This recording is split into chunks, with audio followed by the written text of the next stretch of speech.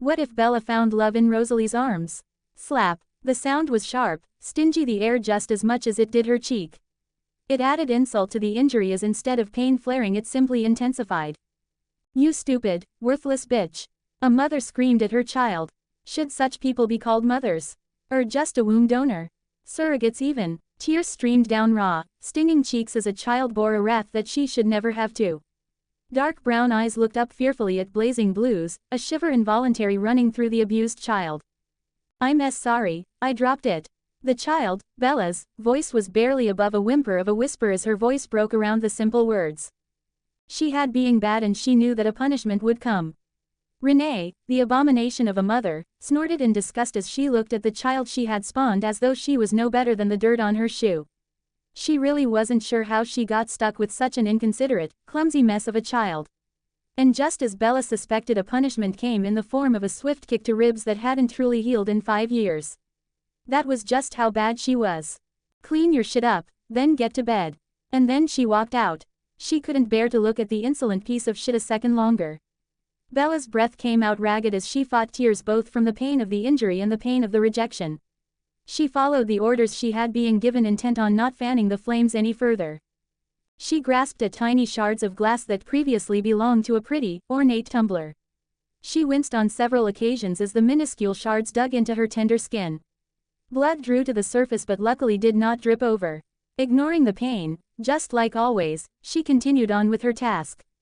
She collected the shards before discarding them in the trash can that would need emptying soon.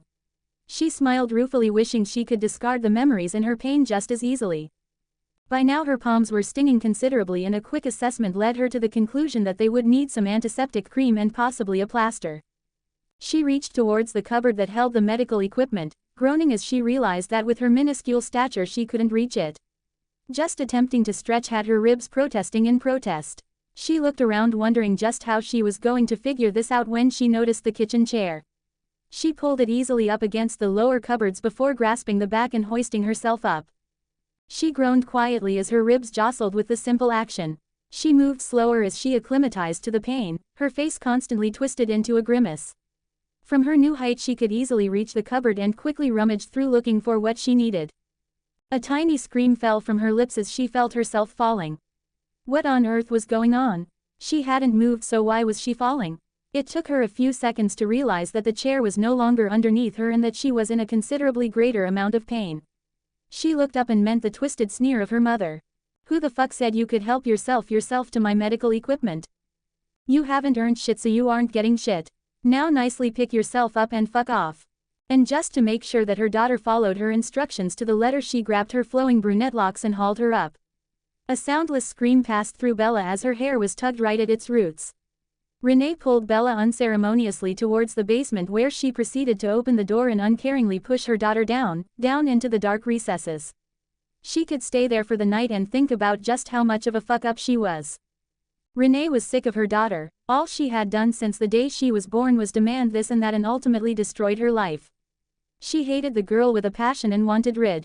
The only problem was that the girl was only nearly 17, so she couldn't get rid of her for another year and a bit. Way too long. But then she realized there was other options, that to create a child needs 2 parents and that one of them hadn't pulled quite nearly enough weight. It was his turn now. Finally Renee could get rid of her daughter. A peaceful smile spread across Renee's face as she rifled through her phone book. Where on earth was the number for her ex-husband? And then finally, with a triumphant whoop, she stumbled across the correct number. The contact was small, stating his number and postal code, a postal code for a one-horse town, a place the free-spirited Renee had detested. She punched the numbers in quickly, excited about something regarding her daughter for the first time in years. Charlie was surprised when he heard his phone ring. It was a rare occasion unless he was at work. He figured it was linked to that, so thought nothing of it. He was chief after all, so it wasn't surprising that he would get unexpected phone calls. He picked up the receiver and answered in his characteristically brusque tone. Chief Swan, how might I help you? Never in a month of Sundays would he have expected to hear the voice that he did on the end of the phone. Charlie, I can't cope anymore. His ex-wife sounded like a woman on the edge and he wondered just what exactly had driven her there. Then again he doubted it was anything as bad as she made it seem. He remembered just how melodramatic the woman could be. What's wrong, Renee? He couldn't hold out the exasperation in his voice, but if she was as self-absorbed as ever he doubted she'd notice. Nevertheless, he couldn't deny that he was inherently curious as to why his ex-wife, mother of his child, was calling after disappearing nearly 15 years ago. Isabella, you need to take her, I can't handle her anymore. Charlie's brow furrowed momentarily as he tried to compute that the little brown-haired, brown-eyed cherub could have turned out to be bad. It upset him, but the answer was simple to him, took no thinking about. Of course I'll have her. When do you want to send her? Maybe it was wrong of him, but he would take any reason to have his little girl back in his life. He only hoped she wasn't too resentful to the fact that he had missed the majority of her life. Back in Phoenix, Renee smirked as her plans came together. She was surprised at how easily her plans came together. Be at the airport for 4 tomorrow evening. And then she cut the call, not waiting for a response. At his end, Charlie stared at the phone in complete and utter confusion for a moment, not quite believing what had just happened. But then he realized, it truly dawned on him that this time tomorrow his daughter would be with him. A splitting grin took over his face as he dialed his best friend. He just needed someone to let all this excitement out to. By morning, pretty much the whole town knew of the second coming of Bella Swan. Bella awoke with the cold seeping through the thin cotton fabric of her t-shirt from the previous day. Pain resonated through her arm, and she realized that in the descent it had at least being badly sprained, if not broken. She hoped for the former. She whimpered as the pain resonated from the one area and to her whole body. She bit her lip tightly, almost to the point of drawing blood, before she looked around the large basement area looking for a scrap of fabric to make a slapdash sling. Finally finding something half usable, she awkwardly wrapped up her arm. Still it ached, but the sling provided an iota of support. Now that she was ready, she exited the room, apprehensive as to what kind of mood her mother would be in this morning. She only hoped that it wasn't half as bad as the previous night. When she finally reached the kitchen, her mother sat at the table, a steaming mug of tea in her hands, and a newspaper sat open on the kitchenette. When Renee heard her daughter's approach, she smirked before turning. She gestured to the mug. Do you see this? Confused and extremely hesitantly, Bella nodded. What is it, Isabella? Renee laughed at the fear on her daughter's face. It was then she decided to have one last round of fun before she got rid of the brat forever. Tea. She was sure of the answer, but the unpredictability of her mother caused it to come out as a question. Renee flashed a deceptively tender smile to her daughter. Would you like some? Bella's eyes widened. What had brought on such a treat? She nodded eagerly before remembering her manners and gasping out a please. Come here then, dear. Bella walked over, eager to receive something more than the scraps and water she was used to. But then the tables turned. Her back was pushed back, bent to coerce with the table, her tender ribs protested viciously. And there before her was her mother, that familiar malicious glint in her eyes. Ever so slowly she tipped the cup full of scalding liquid down onto Bella's exposed midriff. If possible, her back contorted further as she attempted to escape the white-hot burning. Unwittingly a scream was drawn from her, feeding the pleasure of her beast of a mother. Renee let out a laugh at her daughter's obvious pain before standing and returning to her seat as though nothing had occurred. Bella crumpled to the floor, clutching at her torso. I have good news, child. You're no longer living here. Shock filled Bella. She'd never survive on her own. Life wasn't perfect, but it would be 1,000 times worse out on the street. She looked at her mother, terrified of words more than actions for the first time. You're kicking me out? She couldn't believe. She thought she at least had till she was 18. No, you're moving in with your father. He can see just what kind of pathetic shit he helped to spawn. Now quick, get changed, we're leaving in 5. The disbelief had Bella obliging mindlessly, just how Renee liked it. The drive to the airport was silent, neither woman had anything to say to the other. Bella was feeling hope for the first time, because surely it couldn't get any worse. And Renee was anxious to see her daughter on a plane so she could continue on her life. When they reached the airport, Renee handed Bella a passport and ticket, one way of course. Bella knew of neither, but common sense would have told that they existed. Renee then proceeded to surprise Bella by drawing he into her arms. At first it seemed innocent enough, but then arms tightened painfully, crushing already weak bones as mother sneered a reminder to daughter. Remember, you belong at the bottom, child. And broken and weak, Bella was left to go to her plane with that bitter message to lead her into her new life. Bella's plane was surprisingly on time. Charlie was ecstatic to see his daughter. At first glance she didn't display any signs of a wayward child, but alas, looks were often deceiving. He rushed to a girl he barely knew but still loved with all he had and drew her into his arms. She was overwhelmed, his eyes were kind at the minute, his arms gentle but strong, but she knew just how quickly things could change. Even with his gentleness he still pressed against 1,000 bruises. Her adrenaline rose with her fear, the pain became too much, and then seconds later she fell limp in her father's arms. Charlie wasn't big on emotions, he was fairly detached, and that helped him considerably in his job. However, in this moment, with his daughter collapsed in his arms, fear filled him. He called her name but received no response. He had no idea what to do, so he bundled her up, carrying her gently but quickly to his cruiser. He plugged her in before setting his lights to blue. He had never been so glad before to have the privileges of being chief. For the first time he truly broke the speed limit, racing through dark streets as rain plummeted around him. Still his baby girl was unresponsive. Not soon enough, the hospital rose up before him, tall, with numerous windows and painted a pale white.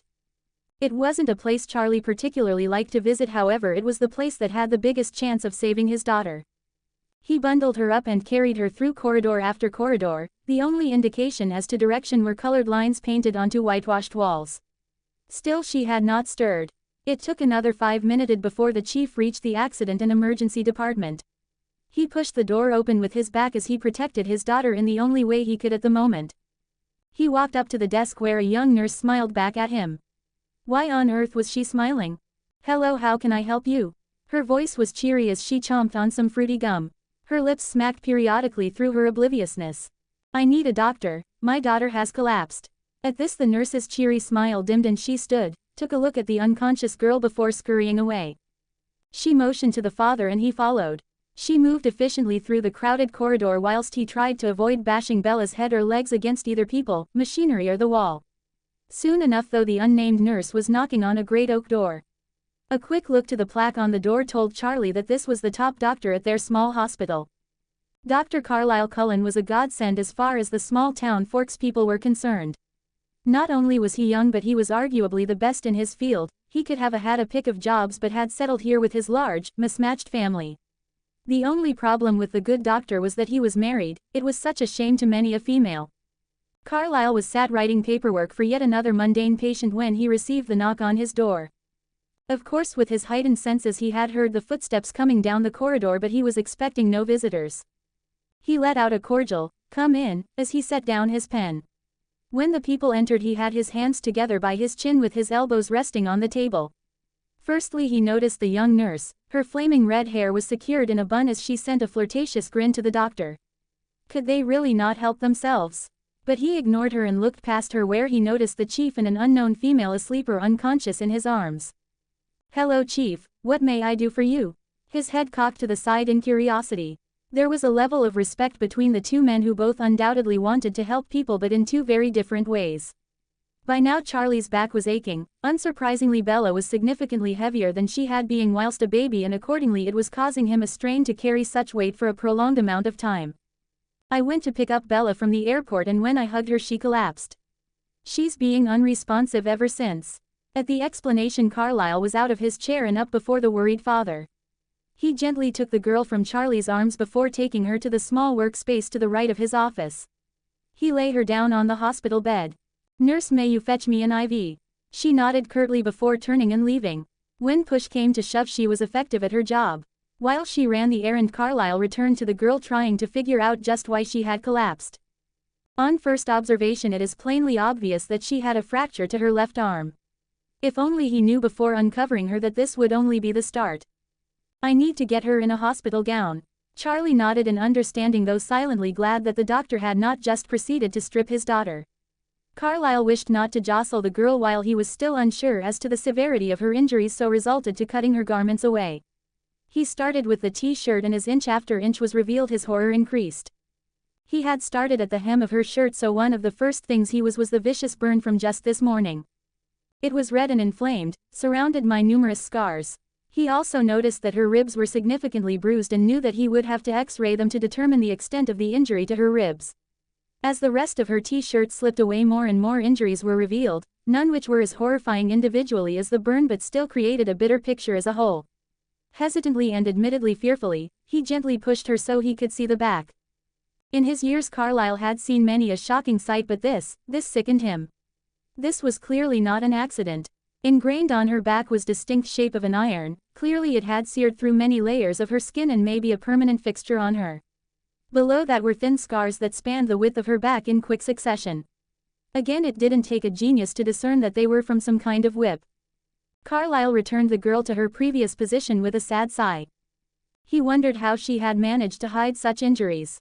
Ever the professional, he continued on, cutting away the grungy jeans. He found much the same, a littering of scars and bruises. Luckily he saw nothing near her inner thighs or groin. It was small mercy in the horror D=T was being shown. Now that Carlyle had saw exactly what he was working with, he quickly dressed her in one of the standard hospital gown. It hung limply on her gaunt frame and he noticed that she was unnaturally thin. Yet another problem to add to it all. By the time Bella was redressed, the nurse had returned with a stand and a large bag of saline solution. And here came the benefit of unconsciousness, they wouldn't be aware that they were receiving a needle.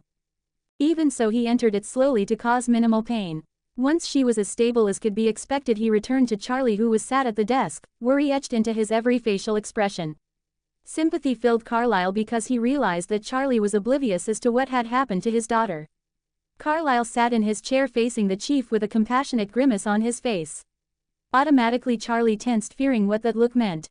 "What's the diagnosis, doc?" His tone was light, but everything in his body language showed that this definitely wasn't the case. "I believe that she simply passed out because her body needs to recuperate. I'm almost positive that her arm is broken and I'm still to do X-rays on her ribs. I'm almost positive they're either broken or severely bruised. I fear that your daughter may have been a subject to bullies as she has some highly distressing injuries." Charlie blanched at the news. His little girl abused. But what scared him the most was that she had never gone to school because Renee had homeschooled her. "I'm going to kill her. I swear to hell that I'll kill her." Charlie's fist banged on the solid oak as fury overtook him. What right did she have to abuse their child? What had the girl ever done? Nothing, probably. Even though he was still fuming, the chief returned to his seat at Carlyle's gentle coaxing.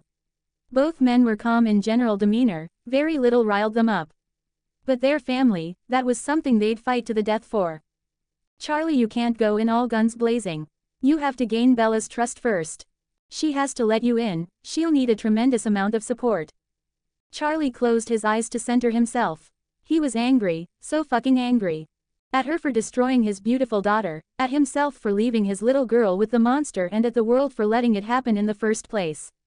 However, if there was one thing he was good at, then it was listening to reason, and that was exactly what Carlyle represented in this situation. So he would leave it be for now, hold out on justice while he proved to his daughter she was his world and that not everyone was a monster. Carlyle was right in his assumption. She had 2 broken ribs and obvious signs of previous breakages. There wasn't much he could do apart from making sure she moved as little as possible. She was lucky they hadn't punctured any organs. Still, she slept in the doctor's office, her body getting the best rest it had received in years, unwilling to let go of the piece. Both doctor and father kept vigil over the girl, until finally, some 15 hours later, she awoke. Bella was terribly confused when she awoke. The sterile scent of antiseptic invaded her nostrils. The bed below her was high up, hard but with clean bedding. It took a few minutes to realize she was in a hospital, but she had no idea why. There was no way her mother would send her to a hospital, for she begrudged paying the extortionate insurance and medical bills. She was shut off behind a curtain, but she realized she must be in a side room because there wasn't the loud bustle of a ward surrounding her. She realized that she was in significantly less pain than she had been for a while and discerned that she had received a painkiller somewhere along the way. And then after that realization, everything came flooding back. She wasn't in Phoenix anymore, she was in Forks. Her mother was finally done with her, and so now she could only hope that her father was at least half as kind as her mother. But right now she had to figure out how she was going to pay this damned medical bill.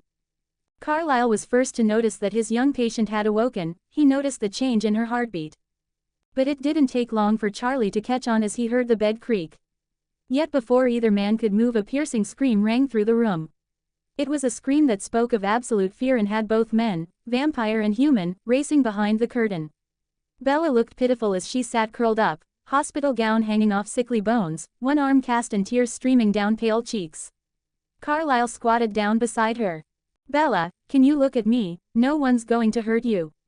At first it seemed as though there would be no response, but then doe brown eyes met golden orbs. Carlyle smiled reassuringly at her.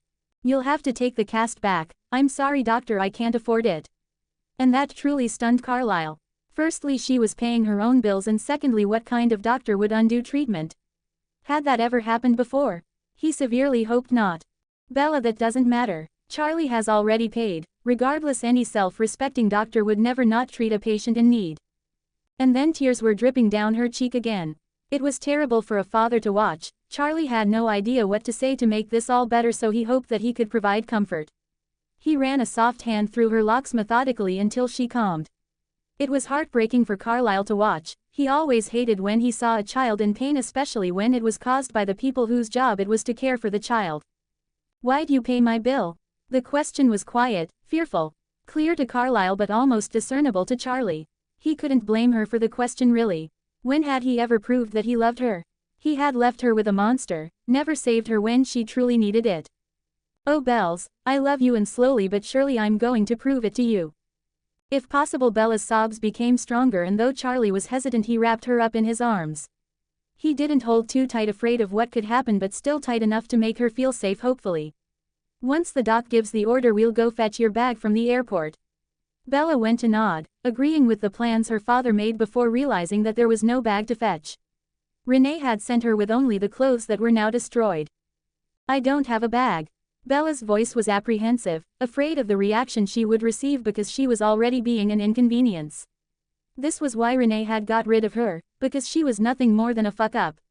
It broke Charlie to see the fear on his daughter's face as she confessed a sin that wasn't hers to bear. "Shish, it's okay. Carlisle has 2 daughters. I'm sure one of them wouldn't mind giving up 1 or 2 pieces." Carlisle had returned back to his offices by then and chuckled softly at the comment. Alice and Rosalie had enough clothes between them to open a reasonable-sized store. Bella nodded at her father before relaxing and flitting into a natural sleep. Charlie walked out the room and into the main office where Carlisle sat on the phone. Charlie stood patiently yet awkwardly in the corner. When he looked finished on the phone, Carlisle looked up, motioning for Charlie to sit in the seat before him. "I just called Alice. She's on her way with some clothes to last until the weekend." Charlie sent a grateful smile. Both men sat in companionable silence as they waited for Alice. Unsurprisingly to Carlisle, it didn't take long for the little pixie to arrive, a bundle of clothes in her hands. "I didn't know what she would like, so I got her a mixture." Alice was as bright and cheery as usual as she passed the bag over to Charlie. He accepted it with a thank you, though if he was to be honest, the girl was entirely overwhelming. Now that she was as fixed as could be, Charlie picked her up once again and took her home. He tucked her into bed with a light kiss to her cheek. He knew that the coming weeks would be a testament to all their strength to survive and come out stronger. It was still highly disconcerting for Bella to wake under the thick, warm blankets. It was straight 180 to the damp chill of a thin sheet and basement floor, and if she was being perfectly honest, quite uncomfortable. She woke up every morning sweating from both nightmares and the absolute heat that surrounded her. Hopefully both would calm once she acclimatized, but after 3 days in this new house with a different parent, she couldn't be sure.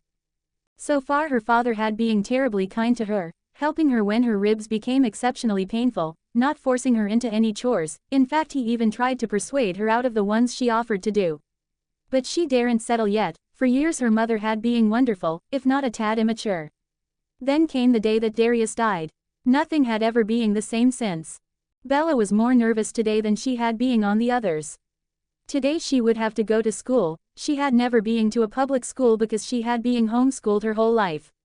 She was worried that no one would like, which was likely, or that she would know too much, too little, or just the wrong things. If possible, she would love to just skip this part of the day, avoid the school at all costs, but alas, she had already done that for 2 days.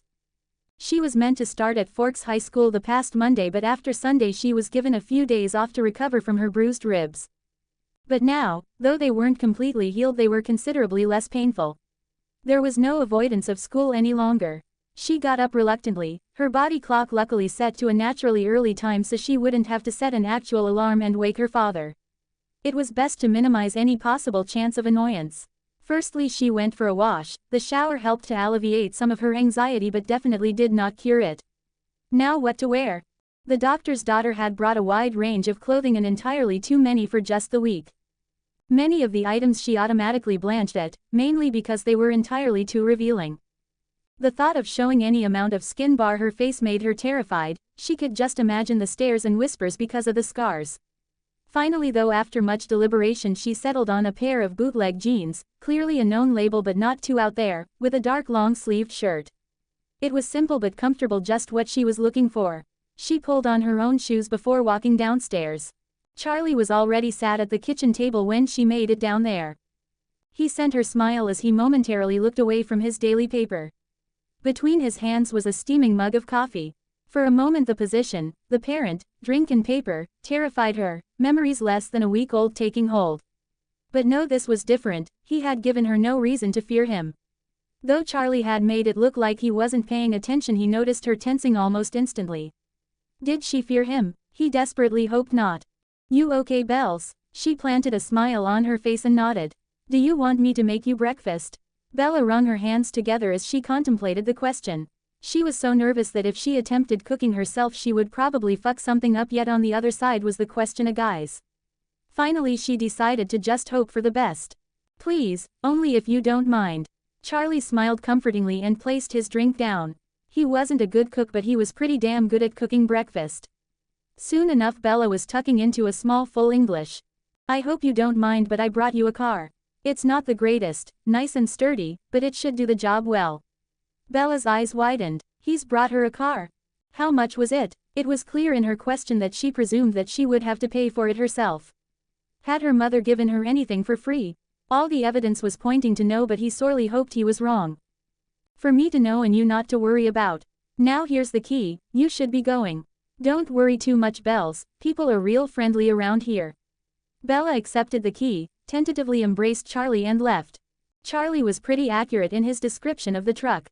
Nice and sturdy, not the best looker but would ultimately do the job. She was sure that if she got into a crash she would be fine, which was good enough for her. It was already more than she deserved anymore. She wanted to hide. The second the loud truck made its appearance everyone turned to stare at her. She bit her lip but ignored the intense urge to run, she couldn't avoid it. By the time she had stepped out of her truck, a small Asian boy was by the hood of her truck. Hi, I'm Eric, I'll show you to the office. And once again Charlie was right, these people were overbearingly friendly and she had a feeling that she would be forced into unwanted social interaction. Nonetheless Bella followed the boy whilst he chatted happily, practically giving his life story and CV in quick succession. Before finally and unfortunately he returned the conversation to Bella. You're from Phoenix, right? How come you're not tanned? Bella rolled her eyes at the question. She was sure that he really didn't care but he daren't ask a more personal question yet. I was homeschooled, I didn't get out a lot. She was deadpan in her truths, she felt no need to cover that up. The information seemed to be much more exciting to Eric than it actually was, but before he could comment they had reached the office. Bella said a quick thank you, effectively dismissing Eric. He shrugged, waved and turned on his heel. He wasn't blind to social cues. Phase 1 over, just 1,001 more things to face.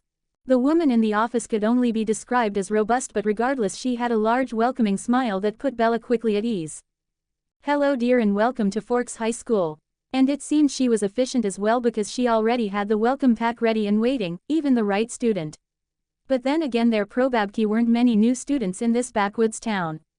Here's a map, your timetable, and then this document needs to be signed by all your teachers. Have a good day, Isabella. The name made Bella blanch. Since she'd moved to this town everyone had called her Bella or Bells and she much preferred it, for the lengthened name reminded her entirely too much of her mother. Bella left the office, fairly confident in the lessons she had being given. Maybe, just maybe she could survive big school. She soon realized though that it was a far cry from homeschooling, the biggest change the strict structure. You had to be here, there and everywhere at a certain time, and it was weird to Bella. Where everyone else moved as a well-oiled machine, Bella weaved in and out, desperate not to be late and therefore be made an example of. Yet for the most part things were okay. People were highly inquisitive and refused to leave her alone but didn't really make real steps towards friendship.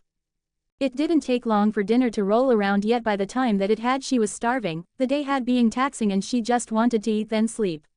Only one could she fix now, but she would take what she could. If she was being honest, she wasn't quite sure how meals worked in such a large social setting. Hopefully she could find an empty table and not intrude on anyone's life.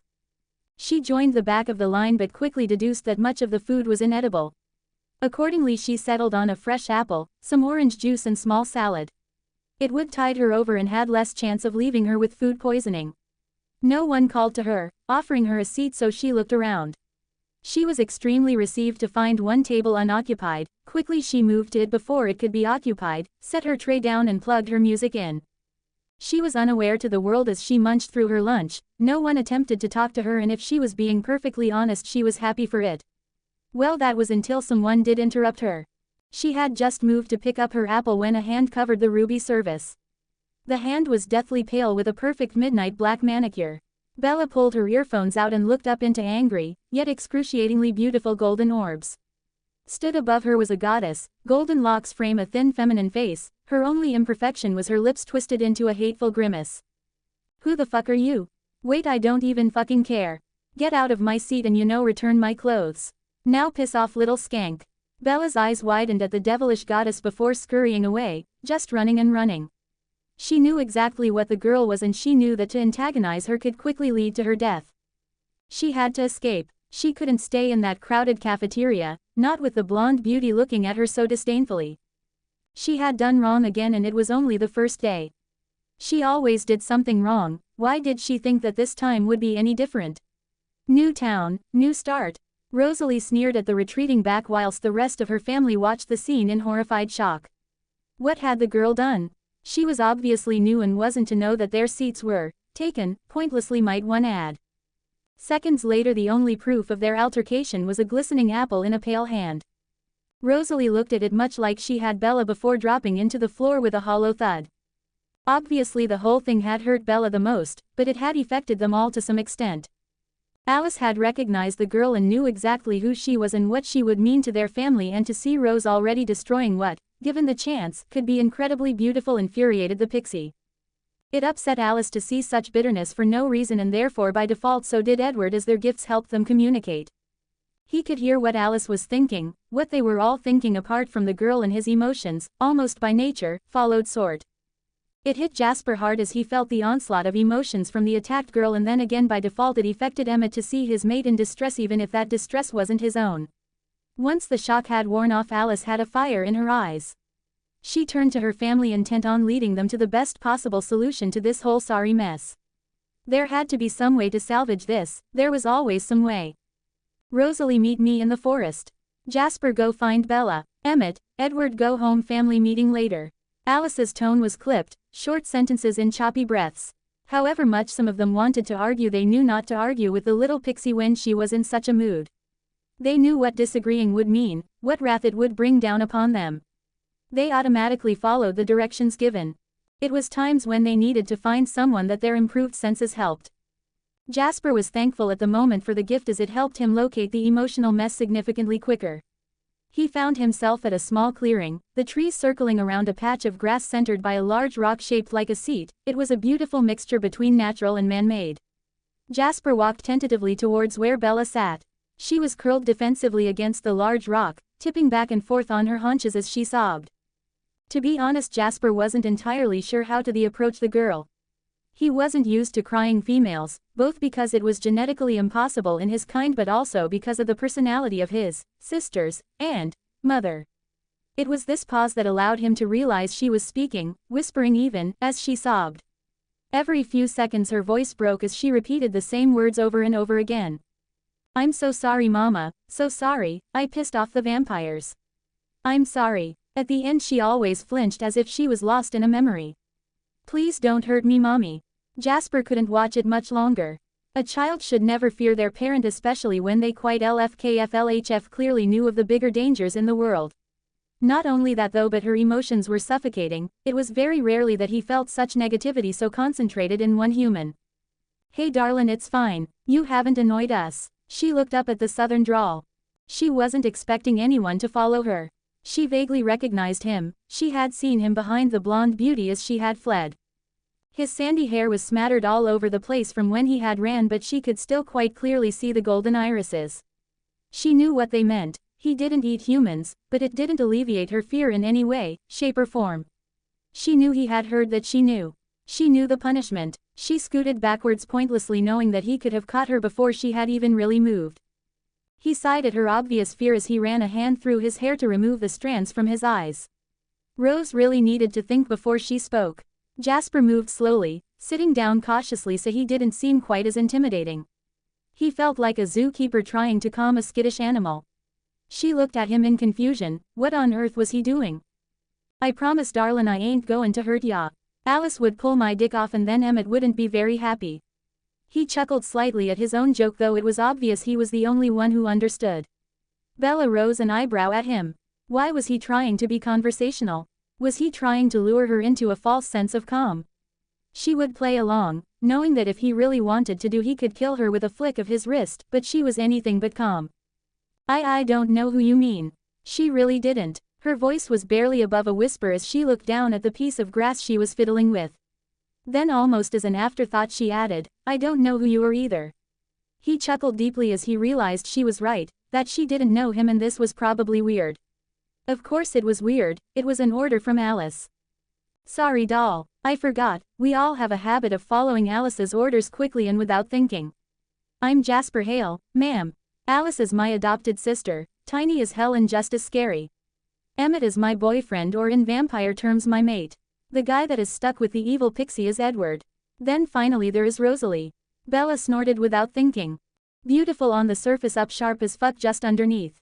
I'm not overly surprised. Again Jasper chuckled. Well, there was some hope, if only it was simple attraction. Hopefully Rose could redeem herself and more could grow.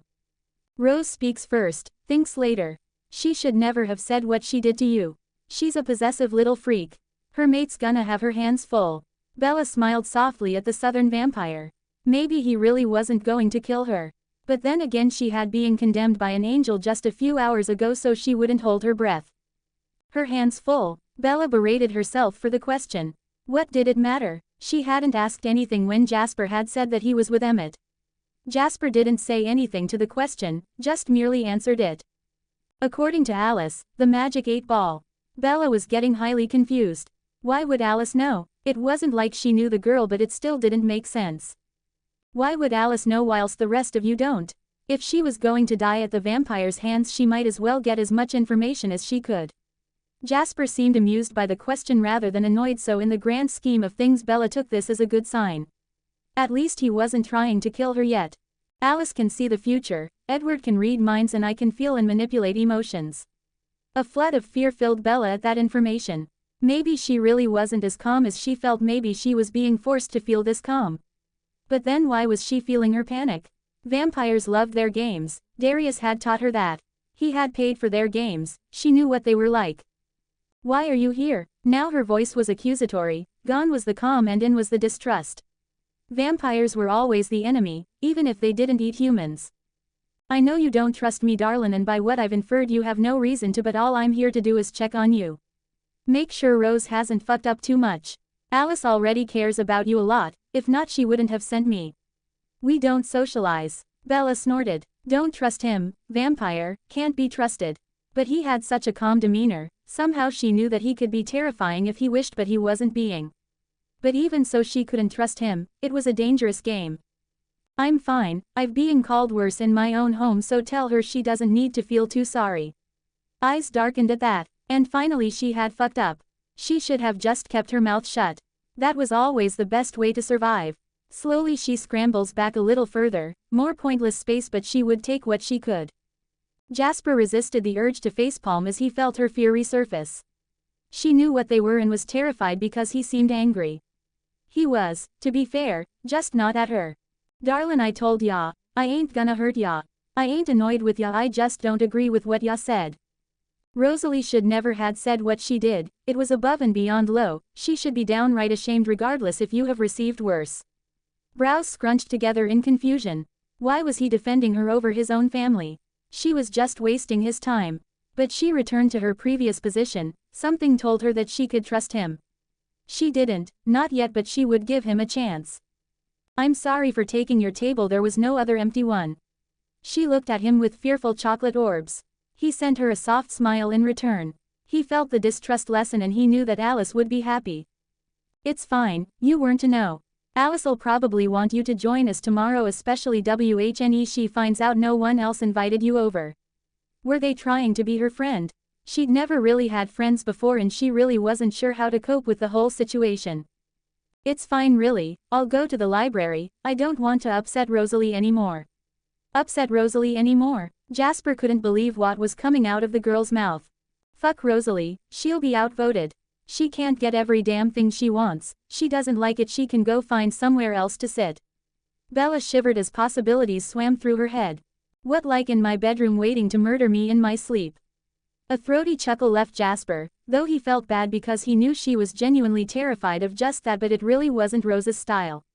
She was much more direct. Carlisle would never allow it. She thinks she's in trouble with Alice at the minute, nothing compared to Carlisle when he gets pissed, especially because he's usually so calm. Bella was shocked to hear the name.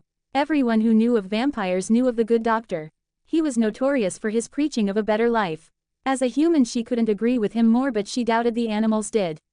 They probably detested him. Not any vampire was innocent, they were all killers, but they did what they had to so they could survive. She couldn't hold that against them. The Cullen Coven. I've made an enemy of the Cullen Coven. Jasper's head fell back, hitting roughly against the rock, though he felt no pain. He wanted to shake some sense into her. Had she not been listening at all in the last half an hour? No, you've made an allies of the majority of the Cullen Coven. Carlisle was the one who patched up your arm, I believe. Bella looked dumbfounded. The Cullens really were a strange set of vampires. Why on earth would you want to be a doctor when you were addicted to blood? It must take a lot of mental strength. Thank you, Jasper, we should head back though.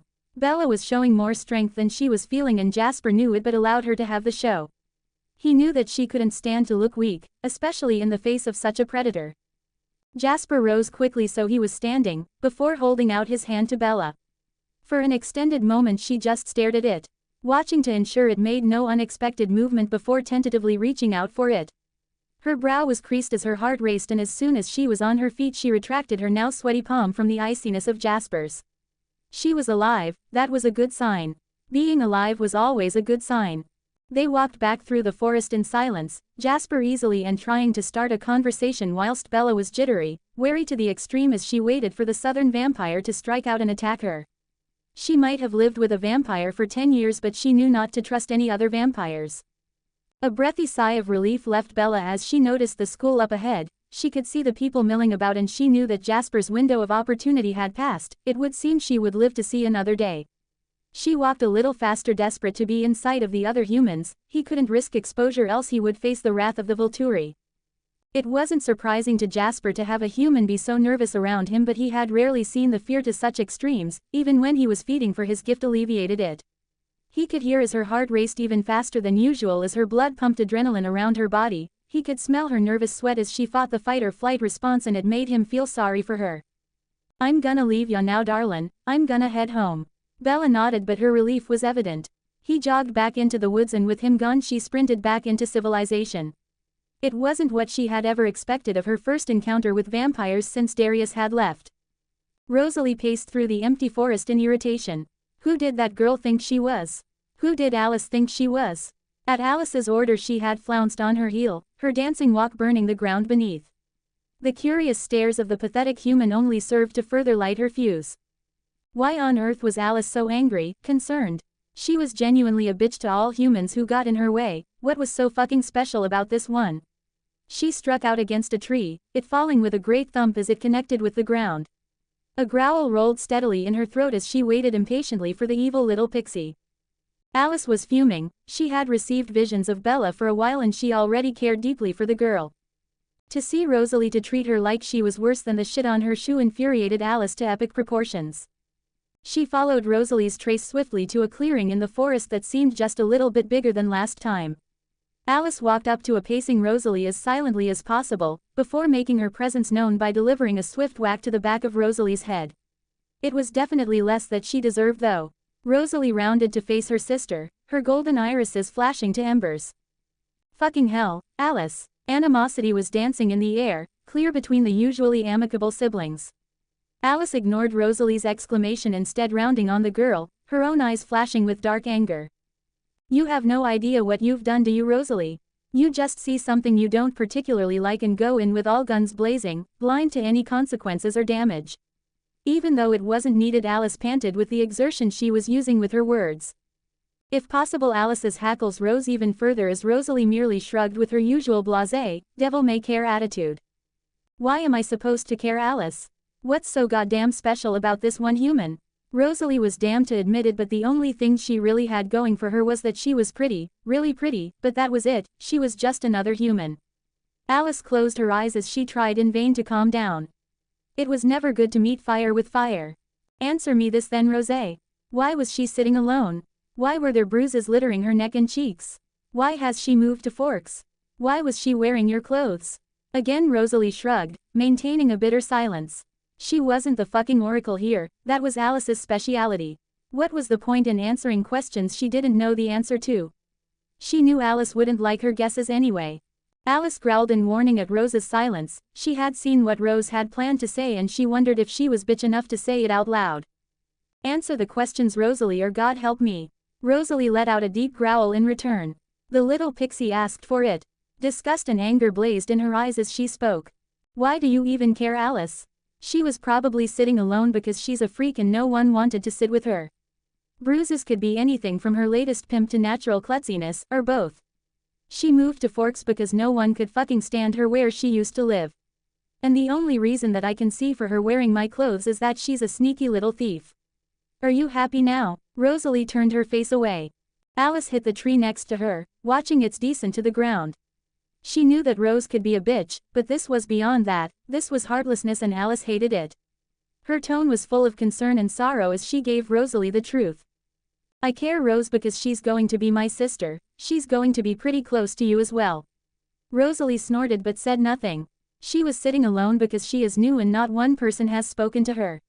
I gave her your clothes. She came to Forks because her mother had had enough of her little punching bag. She was sent to her unassuming father with the scars of years of mental and physical abuse and nothing but the clothes on her back. I wish you'd just learn to think before you spoke. Rosalie stepped back, almost like Alice had delivered a hit to her gut. She didn't feel guilty for what she'd said per se, but she felt sorry for what the human had been through. Alice gave Rosalie one last and long meaningful look before turning on her heel and leaving Rosalie to her thoughts. For a few minutes she just stood stock still, watching Alice retreat, her mind whirring, taking in everything that she had learned in the last few hours. Today truly hadn't gone how she expected. She knew there was going to be a new human, but she never guessed that it would bring such disaccord. Alice had been angry at her many times. They were sisters in everything but blood, it was to be expected, but it was very rarely the little pixie was disappointed in her. She didn't want to disappoint Alice, but she didn't feel guilty for the extra torment she had put the human through. Maybe the girl would learn not to just make assumptions. The girl had no right interrupting her life. Rosalie ran a hand through her platinum locks, as if they could look any more perfect, to let go of the stress she felt. Now that the human was on her mind, a new set of rage ran through her. Once again it was a bystanding tree that faced the vampire's wrath. Rosalie hit out quickly, enjoying the low groan and thump of its demise. But she wasn't seeing the tree, she was seeing a woman she had never met but was guessing as to what she looked like. Presumably she had chestnut brown hair. She didn't think she also had brown eyes. No, then she would look too much like the gift she didn't deserve. Yes, when Rosalie hit out at the tree she was imagining a woman who called herself mother, a woman who deserved no such title. It was something Rosalie had never been able to understand. She had always been doted on by her mother in both her first and second life, even if it was in very different ways, and then there were her own desires, her desire to have a child of her own. She knew it wasn't possible, not only because of her species but because of her sexuality, and it was for them reasons she at times resented Carlyle for changing her. If she had grown as she was supposed to, she would have been physically able to bear child, and because of the time she was born in and her beauty she would have been forced into a marriage where producing an heir was expected. She may never have known the love of another person, or at least have returned that love, but she would have loved her child unconditionally. To see someone abusing their child, a mother no less, infuriated Rosalie. There was no worse crime. Rosalie would happily kill the human's mother, but she just hoped Alice didn't ask her to apologize to the human. That was something she was entirely unwilling to do. Bella meandered slowly back through the forest. Now that she was both in sight of humans and the vampire had gone, she felt 1,000 times safer. Her mind was flowing with the Hell's Angel's words and then Jasper's pep talk and then memories that weren't from today, memories from years ago of another vampire, the only one she had ever trusted, but he was gone now and she couldn't ask for advice. It was days like this, no scrap that, every day that she missed him. He was a second father to her, and with how absent Charlie had been her whole life she had adored him. Not just that though, he had grounded her mother. She hadn't known that at first. She was once a crazy, hair-brained woman who wanted a finger in every pie, but when Darius left, Bella realized that he was the grounding force in their life. Her mother had never recovered from his departure. No, Bella couldn't ask Darius for advice, but he had spent her childhood teaching her well in the laws and facts of vampirism. It was a miracle, to be honest, that she wasn't already dead. By now the Volturi should have swooped in and killed them all. Maybe it would have been better, but maybe there was a reason they hadn't killed her yet. But yes, she knew of the Cullens, a legend among myths. The good doctor and his band of merry bunny munchers. Apparently they were all nice. Apparently the disappearing vampire was wrong.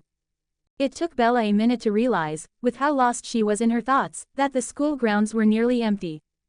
Only a few students were still around, and even they were walking slowly towards the doors. These must have been the late kids, she realized, and the end of lunch must have rolled around.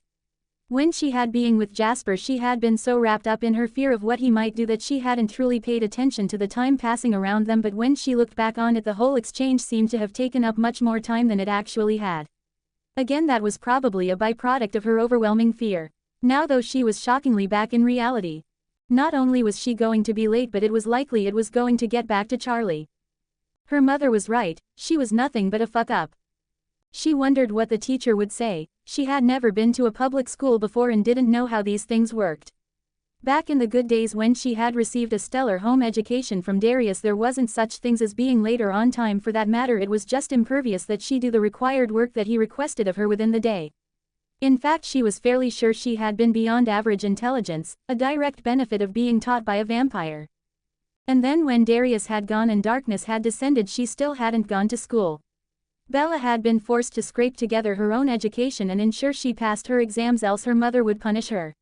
Somehow though, she had managed it, using the work as a way to lose herself from everything around her. So here she was walking towards the unknown, more than likely some kind of punishment. She had read somewhere in her self-put-together history lessons that teachers were no longer allowed to hit students, so she hoped that meant it would only be some kind of verbal reprimand. Hoping to reduce her punishment, she jogged slowly towards the relatively small building. She pushed against the door, wincing as they let out a squealing groan in protest. She pulled out her timetable and searched for wherever the fuck she was supposed to be. She quickly found that she was meant to be in biology currently, and luckily it was close to her current location. Her breath shuddered as she stood outside the door, then drawing in what little courage she had, she knocked on the door before pushing it open. The second the door opened, she could feel the eyes of curious children burning into her side. Their curiosity was nearly a physical thing, making her want to hide somewhere where they couldn't find her. "Ah, hello, you must be Isabella Swan. You were very nearly late, but you just beat the bell." Bella physically relaxed, surprise lighting her eyes. She was sure that by how few there were around that she had been late. But she wasn't. No punishment, not here and not with Charlie. She smiled shyly before handing over the sheet she had been instructed to hand to all her teachers. He took the sheet before gesturing to a pair of empty seats. "Sit there, Isabella. Cullen sits on the left, but he and his family aren't here any longer today." Bella nodded, following the orders, hoping not to create a disturbance of any kind. Disruption always led to punishment. Instead, she sat down and shut up and pondered over just which Cullen would be her biology partner. She was just thankful that it wasn't Rosalie. She hoped it was Jasper. He might still scare the shit out of her, but he'd said he wouldn't make her his next snack. But then again, you could never believe what a vampire said. Darius taught her that. The lesson dragged along. Surprisingly, she knew most of the content. In fact, she could have easily added a few extra details to the meager information that was being doled out here. It seemed that even though these students would be going out to college or university in a few short years, they were idiots, and this was supposed to be AP Biology. Instead of saying anything out loud though, she had shut up and took notes, adding extra information only to her page when she felt it necessary. However, when the teacher started picking on people to answer questions, it became a bit harder. She didn't want to show off, but she refused to give just the bare minimum of an interesting topic. When she had finished her answer on photo and geotropism in plants, the class looked at her in shock. "You must have been to an advanced school before coming here. That's nearly beyond university level information." Bella bit her lip. She guessed she wouldn't be staying under the radar any longer. She'd be known as the freaky clever kid, maybe more of the former than the latter, but it still wasn't good when she wanted to stay firmly invisible. "I'm sorry, sir. I was homeschooled." The male teacher laughed easily, his beer belly joining him in a jovial dance. "Don't apologize, dear, it's very impressive." Bella smiled under the praise, but when she looked around she could feel the glare of her peers. Her mother's words floated in her head. Remember you belong at the bottom, child. Her mother's parting words had the smile slipping off her face, her shoulders slumping as she tried to hide from memories and the jealous glares of those around her. And from that moment till the end she remained silent. It was better that way. Seen but not heard. When the bell rang, Bella was relieved to realize there was only one more lesson left to cope through. Unfortunately, that lesson was page E. Admittedly, Bella had always enjoyed a jog in the evening, to clear her head, but add in projectiles of any kind or a bat of any kind and everyone including herself was fucked. And there was also the fact of hiding her scars whilst getting changed. Luckily, due to the broken arm, she wouldn't have to worry about it for a few weeks. No, today she had so much fun watching other kids playing dodgeball before finally she got to go home. As she drove her red beast, she did a mental checklist of all the chores she had to get done before Charlie got home. Maybe if she made a good impression he wouldn't punish her. She shook her head, dismissing that thought. She was a fuck up, she deserved the punishment. Just as Charlie had said before he left this morning, he wasn't back by the time Bella returned. She pulled into the driveway and dragged her school bag up to her room. Once she had deposited of the heaving bag, she returned downstairs and started preparing a dinner. Hopefully it would be to his liking. Once it was prepared, she started on chores, made all the harder by her one-armed state, but she managed. She knew she deserved it, but it didn't mean she wanted the punishment. She would try to avoid it before she inevitably screwed up. She wondered if it would hurt more because he was a man and therefore stronger. Would he make it so she could hide it? Or would he be proud of it because he was police chief and untouchable? But he'd been nothing but nice so far, and until that changed she could only prepare for the worst and hope for the best. It was a few minutes after Bella had finished cleaning the lounge that she heard the distinct sound of the cruiser pulling next to the truck. The door opened with a creak and shut with a sharp bang, then feet crunched the gravel in the path up to the door. No key entered the lock because it was already locked. And then she smelt the pizza, steaming and wonderful. She looked from the door to the kitchen and froze. God, he'd be mad. Hey Bella, what you doing? Bella pulled off the singular rubber glove as she entered the entryway, her lip worrying between her teeth. I was cleaning. Charlie looked at his daughter in shock. She'd been at school for the day, was still recovering in essence from broken ribs, and still had her arm in a cast, and she had been cleaning. You didn't have to, sweetheart. Bella's eyes lowered. He was trying to trick her, he was sure of it. Her mother had told her she hadn't had to do things, but when she hadn't done them her mother had punished her. She wouldn't fall for it. It was then Charlie noticed the scent of food in the air that was clearly not pizza. Have you been cooking, Bella? She nodded. Charlie sighed. She was so eager to please, and here he was trampling all over her efforts. He reached a hand up to stroke her cheek affectionately. But he quickly recoiled when she flinched on instinct. Hand plus face always equaled pain. Again Charlie sighed. Bells, I'm not going to hurt you. We'll freeze the pizza and have it tomorrow. Today we'll have whatever you've cooked up. Eyes matching his own stared up at him with fear and shock churning in their depths. He'd really fucked up leaving her with her mother. She'd always sounded so happy when he'd called, but then he hadn't seen the belt poised to attack on the end, the fear forced into the laugh. But why? I've done wrong. You've provided dinner, but I undermined that and went and cooked. Again he reached out with the intention of comfort, but was interpreted as an attack. Another flinch, another step between the two. To Charlie it seemed like a ravine, to Bella it looked much too small. You were trying, Bells. You weren't to know I was going to get pizza. I didn't tell you, and last I checked you weren't psychic. Bella was still confused, but she accepted it. She was safe for now at least. She quickly set the table before dishing out the food. This is good, Bells. It's a long time since I've had a good meal. Bella rose an eyebrow. Was he playing it up for her? Was he trying to make her feel good? No, she dismissed that thought as ridiculous. Remember, you belong at the bottom, child. But she'd be polite. Thank you. As soon as both were finished she took the plates to the sink and washed them almost mechanically. Is it okay if I go to bed now, Father? Charlie cocked his head at Bella in confusion as he nodded. You don't have to ask, sweetheart. Bella nodded. As she was exiting, Charlie took her in his arms. He wrapped them around her, hoping to provide comfort but only suffocating her. Feeling the stiffness overtake her, he placed a kiss atop her head and let her go. Night, Bells. His voice soft with sadness. But it was progress, however small. For one, she was still standing. That could only be positive. By the time Alice returned home, everyone bar Jasper, and of course Rosalie, were already congregated around the large family table. Carlisle and Esme at the head, though only Carlisle sat. Esme stood behind him, a hand placed lovingly upon his right shoulder, a picture of unity. Though one was light and the other dark in feature, both were easily a paragon of good despite their species. To their left sat the hulking frame of Emmett, the seat next to him empty, waiting to be filled by his mate. A quick glance into the future told Alice that Jasper was on his way and soon the empty seat would be filled. To the right of Carlisle and Esme was Edward, his head turned towards his beautiful Pixie, a smile lighting his face merely at her presence. She danced over in her unique way, placing a chaste kiss on her mate's cheek before taking her seat. They sat in silence, varying shades of curiosity coloring the room as they waited for Jasper. Alice was starting fidget, antsy for him to arrive so they could start and finish before Rosalie turned up. Her hearing anything of this talk would only end in disaster. She'd seen it. Like Emmett, but for an entirely different reason. Alice deflated as Jasper arrived.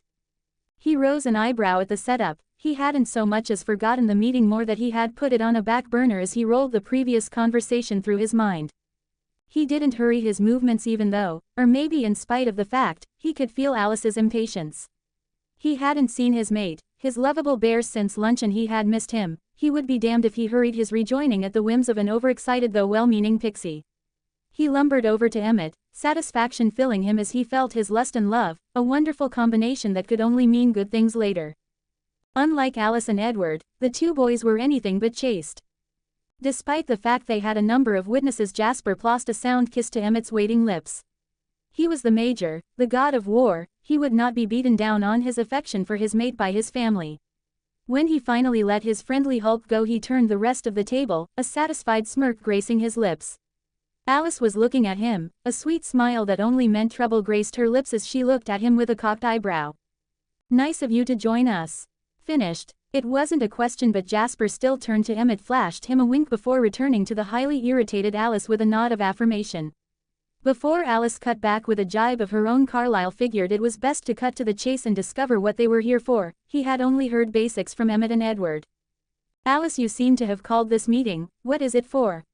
Alice's gaze moved from Jasper, her irritation fading away as she faced the patriarch of their coven. "We've found Rosalie's mate." Carlisle smiled. He couldn't deny that this was a wonderful thing.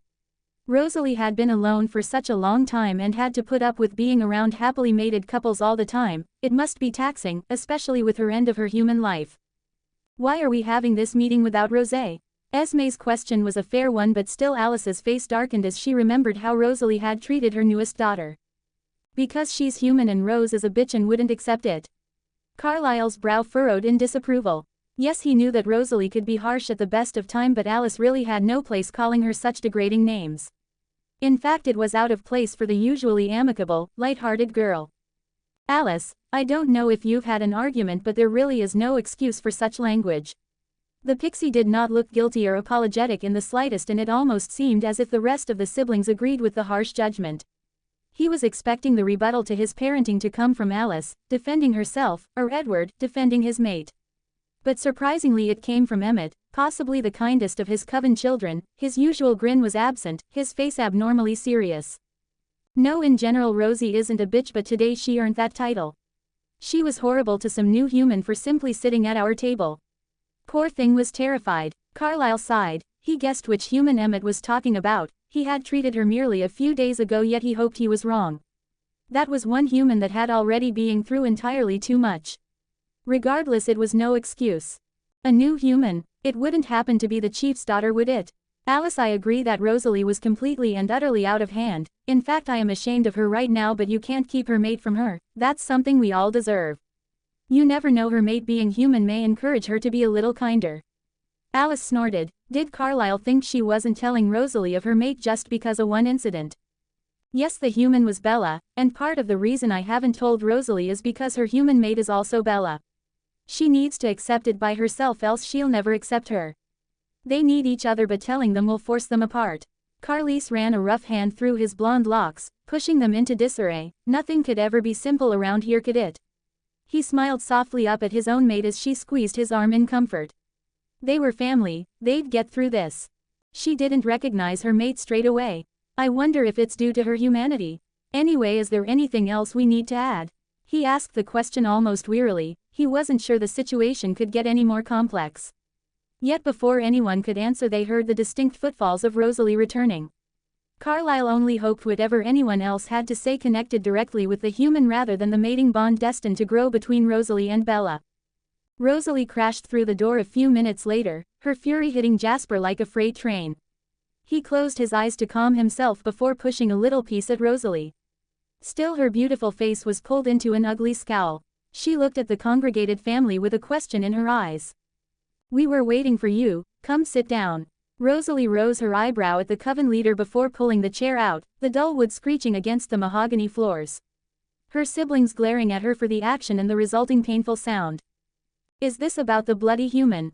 She paused then and let out a dissatisfied noise. "Of course it's about the human, everything's about the pretty new human." She sat back and waited for whatever this was all about. "Bella knows what we are, she knows of our family." 6 pairs of eyes turned to face Jasper, varying emotions hitting him from concern to amusement. "Are you sure?" Esme wasn't questioning Jasper's intelligence, she was just deadly hoping that there wouldn't be another problem along the way, they'd had enough of them for a lifetime. "I'm pretty sure. I pissed off the vampires, shows that she knows what we are." Rosalie growled in annoyance. Why were they even discussing this? They knew what should happen to humans that knew of vampires. Why were they making this into a problem? She was going to suggest they just kill her. Her brain formed the words, yet for some reason, one she didn't understand, her heart refused to release them. "Tell the Volturi, that way we don't get in trouble and the pro-human is sorted." Why were harsh words so hard to form? She refused to risk her life, her family's life, for one human. But she's a pretty human. Rosalie almost growled aloud at her own thought. Fucking annoying human was messing with her head. Alice and surprisingly Jasper were growling at her for her suggestion. "You might not like her, but I've known of her coming for a while, she's my sister, we're not telling the Volturi." Jasper nodded along. Even though the human was terrified of him, he cared about her already, she was destined to be part of the family. "She's been through enough already, we're not bringing the Volturi down on her." Rosalie looked at Jasper like he had lost his mind. She could usually trust her twin to be level-headed about anything, but right now he was just being ridiculous. "Oh, so what do you suggest we do, Jasper? Become her best friends, let her come play baseball with us while we're at it. Hey, maybe I should fucking date her if we're going the whole hog. Hey, then we can die with her, pretty little human is so fucking special." Jasper looked at her without any sign of amusement in his eyes. "That's what we were planning on, you've heard Alice, she's family even if she doesn't know it yet. And no, I wouldn't date her, she's already fucked up enough without having to deal with your shit." Rosalie's eyes flashed obsidian. She couldn't remember a time when she truly fought with Jasper. Edward she regularly did, Alice and Emmett quite often, even Carlyle and Esme at times, but less than rarely did she argue with Jasper. In all but blood he truly was her twin. "Fine then, we'll play happy with the human, don't blame me when it all goes wrong, this isn't on my head." And then she simply left. She could see she wasn't going to win this one, it didn't mean she had to like it. "Jasper, later you need to apologize for what you said, it was extremely wrong of you. Now if you'll excuse me, I'm going to talk to Rosalie about what transpired at school earlier." Jasper nodded, accepting what Carlyle said as truth, he had being harsh and they all knew it. Rosalie was still beyond irritated. What was it about the fucking human that was so special? She'd pegged Jasper as the last person to sympathize with the enemy. Didn't they realize all they were risking? She just couldn't sit there and be insulted by Jasper over a fucking human. She flopped unceremoniously onto her 4-poster bed, the wood moaning sadly from her vampiric strength. A hand drove through her platinum hair as she growled lowly in the back of her throat. She hadn't prepared for this, for her, so the natural response was to attack, but all that seemed to have done was ostracize her infinitesimally from her beloved family. She sighed as she smelled Carlyle on his way up. She knew he wouldn't be best pleased, and though she wouldn't admit it to any living soul, she hated to disappoint him. Always the gentleman, Carlyle stopped outside Rosalie's room, knocking lowly so as not to startle her, and waited for a response. "If I tell you to go away, will you?" Carlyle chuckled slightly at the petulance in his adopted child's voice. "If you asked it of me sincerely, then yes, though I've never known you to breed procrastination, Rosalie." In return the girl rolled her amber eyes before issuing Carlyle his desired entrance. He walked in with a somber smile on his handsome features before he sat on the large wooden chair in the corner of Rosalie's room. "I heard what you said, how you treated the poor girl. I'm not going to lecture you on that. I know and you know that what was said was unacceptable, and tomorrow you shall apologize and mean it. What I want to know is why." Rosalie looked at her mentor, her father to some degree, with shock. It was rare he let any indiscretion go, especially on something so harsh. She wasn't sure she wanted to explain herself. I don't know, I just saw her there, a world of her own.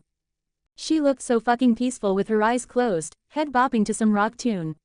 But she was in my seat. In my clothes. What right did she have? Alice told me her circumstances and I think I felt guilty, but why won't anyone see how dangerous she is? Rosalie had sat up in her tirade, fear and anger burning within.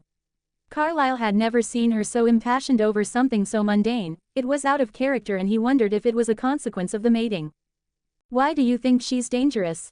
Carlyle received a look from Rosalie for that, irritation clearly there. She's bewitched you all. She had you won the other day when you treated her. Apparently she'd won Alice over before they even met each other. That's not overly surprising. You, Esme and Alice always are quick to trust. But Jasper who's lived through hell and survived and would do anything to protect us, protect Emmett. Even he was against telling the Volturi about a human that clearly knows about us. She's not normal. Carlyle listened diligently to Rosalie and he had to acquiesce the fact that she was right about Jasper's decision being out of character. Yes, Jasper's vehement defense of a human was definitely surprising, but the fact that he is the most level-headed of us all should give us some faith that she is okay. I won't ask you to be her best friend, her sister, but you will apologize, and I ask you not to get in the way of any relationship between your siblings and herself. They need the reminder of humanity and she needs someone to care. Rosalie nodded with a grumble. She could cope with that just. Bella was terrified to go to school the next day. She knew that unless the sun shone, which it wasn't, then the vampires would be back at school. She wanted to avoid them at all costs. She knew from Darius that it could only end in disaster. She noticed that her father was keeping a healthy distance from her this morning, his movements slow and deliberate, and she couldn't help the little burst of love she felt at it. He was trying to make her feel comfortable, and with the love came hope that maybe, just maybe, this would be a little better. Maybe he wouldn't hurt her. She ate her toast quickly, the silence on the periphery of awkward but not quite. It was nice. When she was finished she picked up her school bag, ever so cautiously wrapped Charlie in a hug before letting go much quicker. The happy grin on Charlie's face was worth the lack of comfort she felt from the action. Before anything else could occur she picked up her keys and exited the house, saying a low goodbye. Unsurprisingly, the beast of a truck started with a startling roar that would have woke a more busy neighborhood. She easily put it into gear before leaving with a hesitant wave to her father in the window. She noticed the Cullens' car straight away. It had to be theirs. No one else was rich enough to own such a shiny car with a modern number plate. She only hoped that the recognition wasn't two ways. But then again, she had never been particularly lucky. Before she'd even turned to grab her bag she felt air hit her back and heard the heavy creak of the door opening. Geez, this thing is ancient. Bella spun quickly to face the overly melodic voice. Only vampires had such pretty voices, and unfortunately she was faced with one of the feared creatures. She didn't look dangerous, merely a slip of a girl, barely 5 foot, hair short, spiky and untamed, thin in the extreme, then her smile, bright, cheery with a hint of cheekiness. Even her glowing golden eyes didn't show a hint of danger in them. How was such a girl such a monstrous creature? Or maybe like Darius she was good. She was always taught to trust her instincts screamed safe. It was from one of my dad's friends. It drives fine. Alice chuckled at Bella's defensiveness. The car would get her killed, or maybe save her with the ugly hulk of it. I'm Alice. I didn't get to introduce myself yesterday. I did not see Rose's reaction coming. There was disapproval in Alice's eyes at that, and for some reason any negative emotion didn't fit on her face. See, even the future can be a surprise for you. Bella was surprised how easy the dark pixie was to talk to. You just couldn't feel uncomfortable with her. Sit with us at lunch. I love you. Jasper loves you. Emmett and Edward will soon, and Rosalie can go suck on her sour eggs. Bella knew that Rosalie could probably hear, that Rosalie probably hated her more now, but she couldn't hold in the laugh. She hadn't laughed truly in a long time, and it felt amazing. Once she started she couldn't stop. Well, not until an unnatural calm rolled over her. Without thinking she flashed a playful pout towards Jasper. He grinned back at her and she wondered why it was so easy to forget this group was vampires. Before she did something else stupid she told Alice she'd meet her at lunch, then she sped off for her first lesson. She knew she was safe until lunch. There were no distracting vampires in her lessons. She concentrated and took in the information, though she already knew the majority. There was always something new you could learn. Lunch came around entirely too quickly for Bella's liking. Every step she took towards the cafeteria was like a step towards the gates of hell. Vampires awaited her, and though they appeared nice, she always liked to err on the edge of caution. They were impossible to miss, almost glowing as if the sun was out, more beautiful than the rest of the student population put together. Only 4 of them though. Jasper and Alice giving her a small wave. The other 2, presumably Edward and Emmett, simply smiled, inviting her as per their lovers' and siblings' wishes. Bella returned their smile, if not a little shyly, before going to the dinner queue and grabbing the same as yesterday. I wasn't sure if you'd actually sit with us. You kept changing your mind. I'm glad you decided to. We're going to be best friends. And though she was a vampire, something that was terrifying to Bella, she couldn't not believe the pretty pixie. And as if to enforce the vampiress point, her lover Edward interjected. You never bet against my ally. Bella laughed again. Maybe she could be happy in this rainy little town. She quickly ate her salad, make small conversation with the people around her table. And just when she went for her apple, in came déjà vu. The hand didn't cover the apple this time. It was a few seconds too late. No, instead the hand landed on top of Bella's. An almost automatic response caused both to jerk back. Some kind of pleasurable shock, static just a little warmer than usual, made the moment all that more awkward. Bella tucked her offending arm into her lap where it was safe from shocks from unknown hands. Similarly, Rose seemed horrified. What on earth had that been? She knew the human couldn't be trusted. Here was her proof. She had some kind of electric gift, it seemed. A human with a gift was rare, maybe she could use it to persuade her siblings. But she ignored it for now.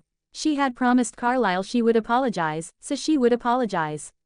It didn't stop her from sending a glare at her siblings. They really had gone along and played pet with the human. At her thought, Edward had sent her a sharp look. He wasn't Bella's best friend, but his ally cared for her and he always stood by Alice. Rosalie still stood by her thought though. She was human, they may not eat them, but they sure as hell didn't play friends with them either. She flipped off Edward and his disapproving looks and turned back to the human. She was a lot more trouble but a lot prettier to look at than Edward. Said human was seemingly hiding. She was focusing almost religiously on her lap, her head ducked down, long chestnut hair obscuring soulful chocolate eyes. Rosalie had loved the taste of chocolate as a human. Her mother hadn't liked letting her daughter eat the delicacy often, so it really had been a treat. Rosalie shook her head to clear the pointless, wayward thoughts before tapping her foot to show her impatience. She felt ignored by this insignificant little human. The human twitched but didn't look up. She was doing this on purpose. Rosalie was sure, very sure, she wasn't going to stand for it though.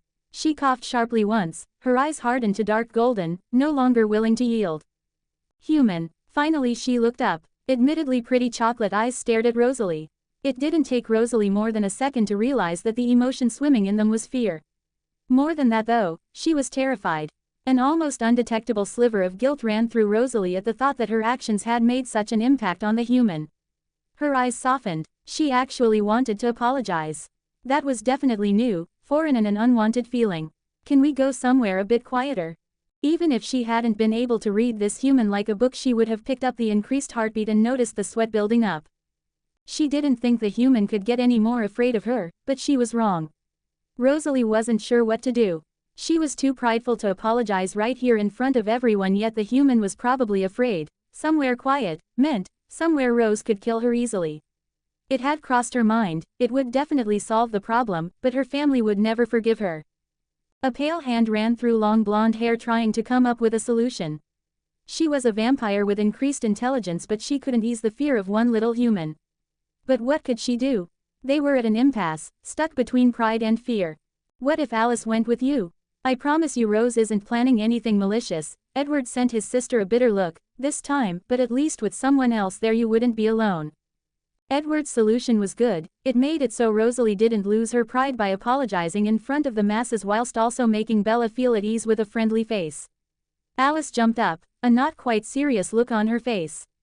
Her usual exuberance filled even her simplest gesture as she held out a hand for Bella. Bella still wasn't comfortable being in a secluded place with the girl who hated her. Especially as that girl was a vampire. But Alice would protect her.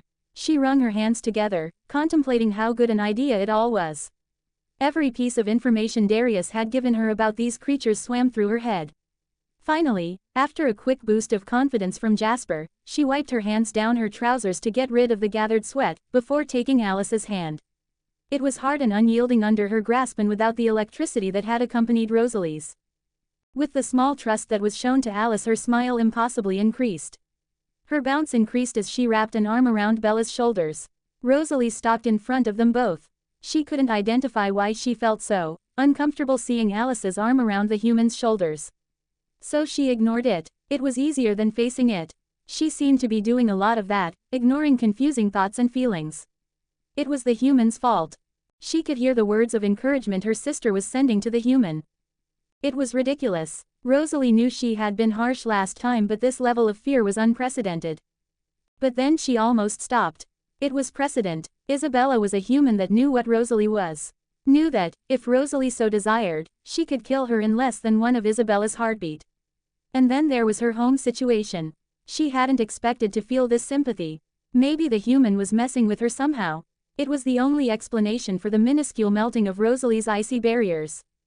Rosalie led them just into the forest. They were still in sight of the school but not in hearing distance.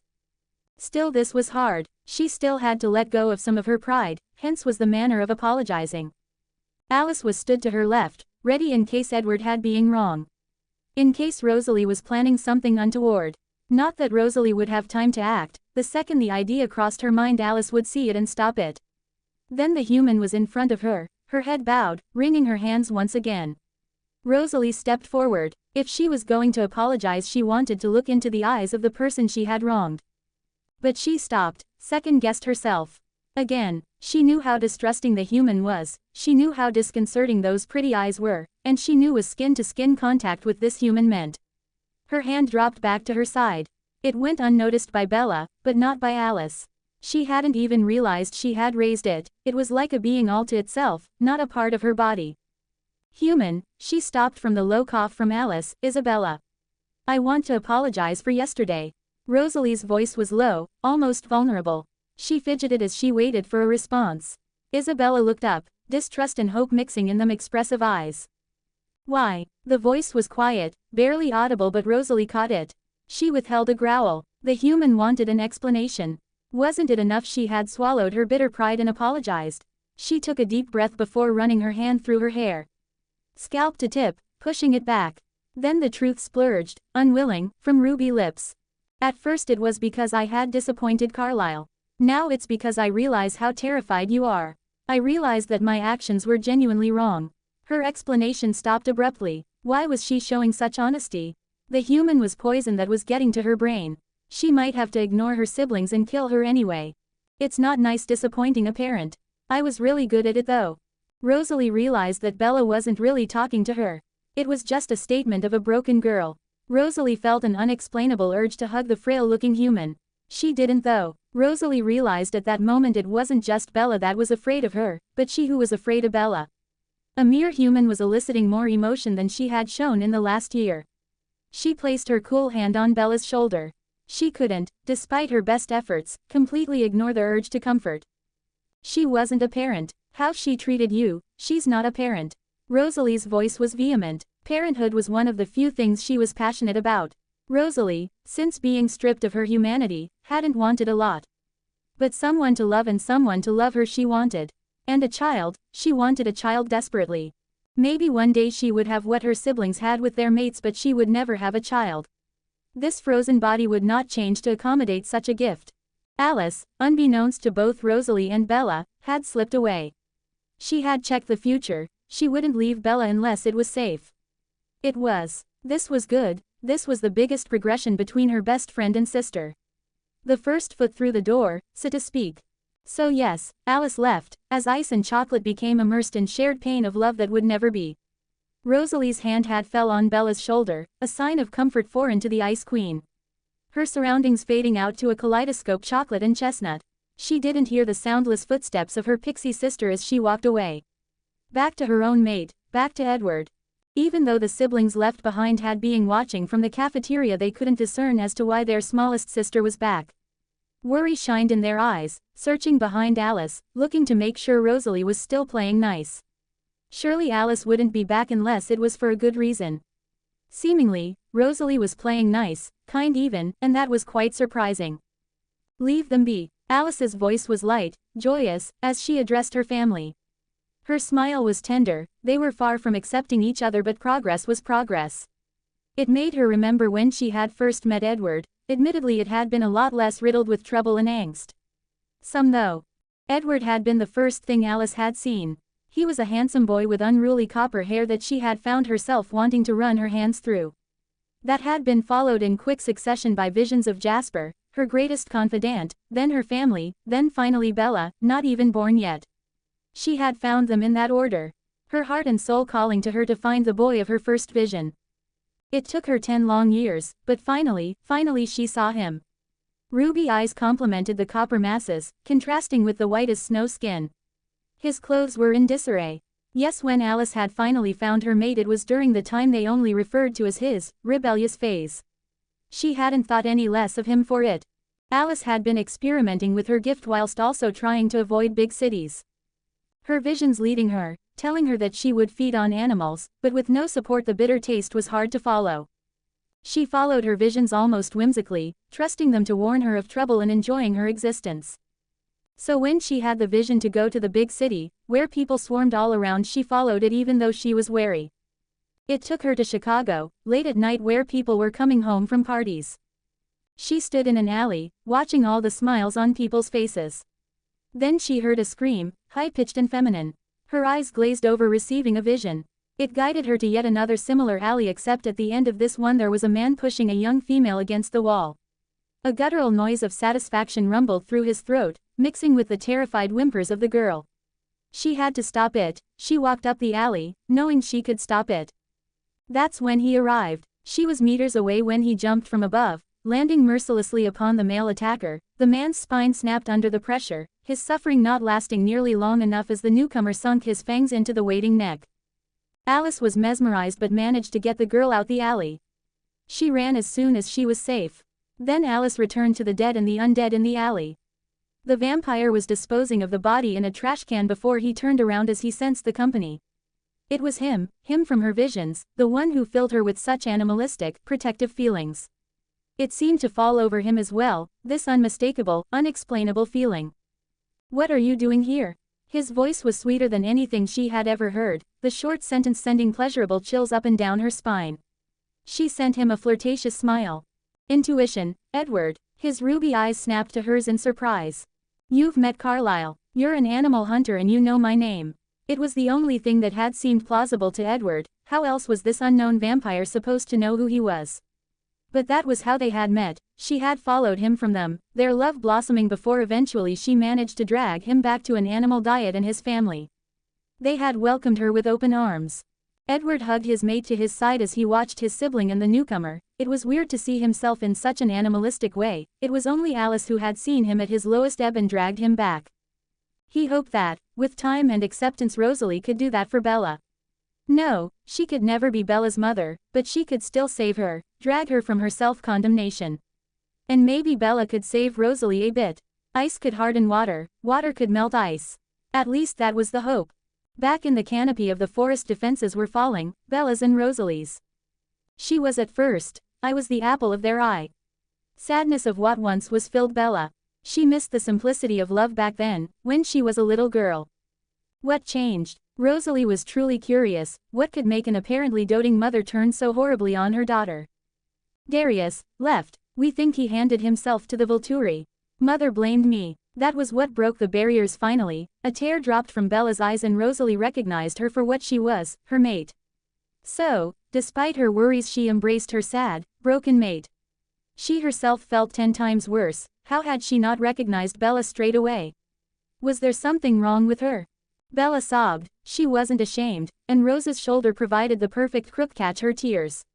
The girl she saw as all ice was rubbing soothing circles into her back, cooing sweet words of comfort, being very un-Rose-like.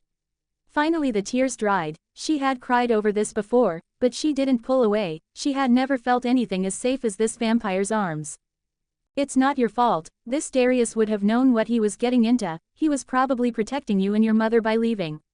Bella nodded. She knew this in her head, but her heart felt the tremors of guilt. Faintly, in the distance there was the sound of a bell, the school warning bell. Bella sighed into the taller girl's shoulder before standing up, pulling away slightly. "We have to go back." Rosalie nodded in response, but she had just worked out this pretty little human was her mate and she didn't want to leave her. She turned to her sister, noticing for the first time that Alice wasn't here anymore. "Alice left us." Bella's eyes widened, still an inkling of fear in her. Yes, she thought the vampire woman was gorgeous, and that maybe just maybe a layer of her ice had melted, but she still didn't trust her completely. In a way she felt betrayed by Alice, maybe unnecessarily so, but the feeling was still there. "How come you didn't notice?" Bella's question came out almost accusing. Rosalie was a vampire with enhanced senses, how hadn't she noticed Alice leaving? "I was too caught up with you." She finished her flirtatious statement with a wink. Bella was completely thrown. Just 24 hours ago Rosalie had been berating her merely for her choice on seating. Had it only been 24 hours? It felt much, much longer. But more surprising was the fact that Bella could see a glimmer of truth in Rosalie's eyes. She'd said it jokingly, but she had meant every word. Bella didn't know how to respond. So, she just walked off, back to the cafeteria, back the safety of the school, Rosalie quickly on her heels. "I really am sorry for yesterday, Bella. I'd like to make it up to you somehow." Bella stopped abruptly, turning to the nervous-looking blonde behind. Nervous and vampire didn't go together in Bella's vocabulary. Another thing that had through her about the not-so-icy Ice Queen. "Maybe you'd like to come over sometime, the others would love it as well, or maybe I could take you for a meal, or a picnic. I was a real twat and I'd like to make amends. By either meeting the family, or a date." Bella's voice was quiet and incredulous. She could never have guessed where this day had gone. She could never have planned for the nod she received in response. So she said the only thing that came to mind, "Can I think about it?" They'd all heard the exchange even though they were so far away. Alice squealed slightly before turning to her family, sending them a look saying, "See, trust me." Alice had seen this coming, seen the very moment Rosalie would make the connection between the undeniable attraction and confusing emotions. It was a step in the right direction even if Bella wasn't entirely receptive yet. Who could blame her? She'd been to hell and back, more so even.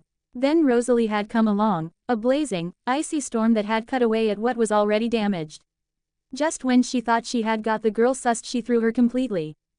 As light and dark made their way back to the cafeteria, Bella ran a hand through her hair. Where had the offer come from? More to the point, why had she so desperately wanted to say yes? Throw caution to the wind, and just say yes. There was something about Rosalie Hale that was almost sunny. Not in the sense that she was cheery, but rather, in the sense that she was unmoving and she dragged unsuspecting planets into her orbit. She was beyond beautiful, she was a vampire for Christ's sake, but even then her beauty went further. Even though there was a deep truth in Rosalie's eyes, Bella couldn't shake the feeling that she was being played for a fool.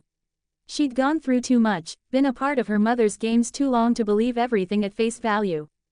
Even though she felt let down by the fact that Alice had left them when she promised she wouldn't, she desperately wanted to talk to her pixie-like new friend. She could still feel Rosalie at her side, strong, intimidating, safe. She didn't know what to make of all the emotions going around her head. Likewise, Rosalie was facing similar dilemmas. With one salty tear she had been thrust into uncharted territory. Here was a human that she could not ignore, however desperately she wished to ignore this bond, to save the human, to save her family. To save her own heart. But she was weak, she could never let this gift fade away. She needed her twin, even if they didn't share blood, he was her twin. She needed to vent and worry and, surprisingly, hope that something good could come of this. There was a moment of awkward, charged silence as Bella and Rose rejoined the others. Alice was positively brimming with excitement, but she didn't want to pop the bubble that seemed to surround them all. Eventually Edward sighed, rolled his eye and finally broke the silence. "We're going to be late, are we going?" He ran a hand through unruly hair as everyone turned to face him. Finally though he got through to the friends around him who nodded once. "Jasper, put Emmett down, we have to go to science." Rosalie's voice was sharp, recognizing her chance to talk to her twin. In response Jasper mock saluted before placing a lingering kiss to his mate's lips before following the already retreating blonde. Alice followed Jasper's example and placed a cheeky, teasing kiss to the corner of Edward's lip. "Behave, boys." And then she dragged Bella's arm and pulled her towards English where their next class was. When they arrived at class, missing the late bell by seconds, Alice turned to Bella, an undeniable glint in her eye. So, date or meet the two remaining Cullens. Bella's eyes opened as she realized that the others had heard that part of the conversation. It wouldn't be a date, Alice, just an apology, or a way to get me alone to kill me. Bella didn't even flinch as she said it. She had almost come to terms with the idea that she would remain unwanted, both by her own species and the species she had been dragged into. Rose really does mean what she's asking. But if you don't trust her yet, then take the second option, come over for lunch. That way you'll have both Jasper and I on your side to make sure nothing happens. And even if Rose likes to deny it, she hates disappointing Esme and Carlisle, so will behave. Esme will love the opportunity to cook again. For a vampire, she's very good at it. Alice was eager, as soon as she suggested it, the vision forming in her mind, pre-informing her of her friend's decision. If I really wouldn't impose, I'd actually like that. Alice squealed happily, wrapping a happy arm around Bella's shoulder.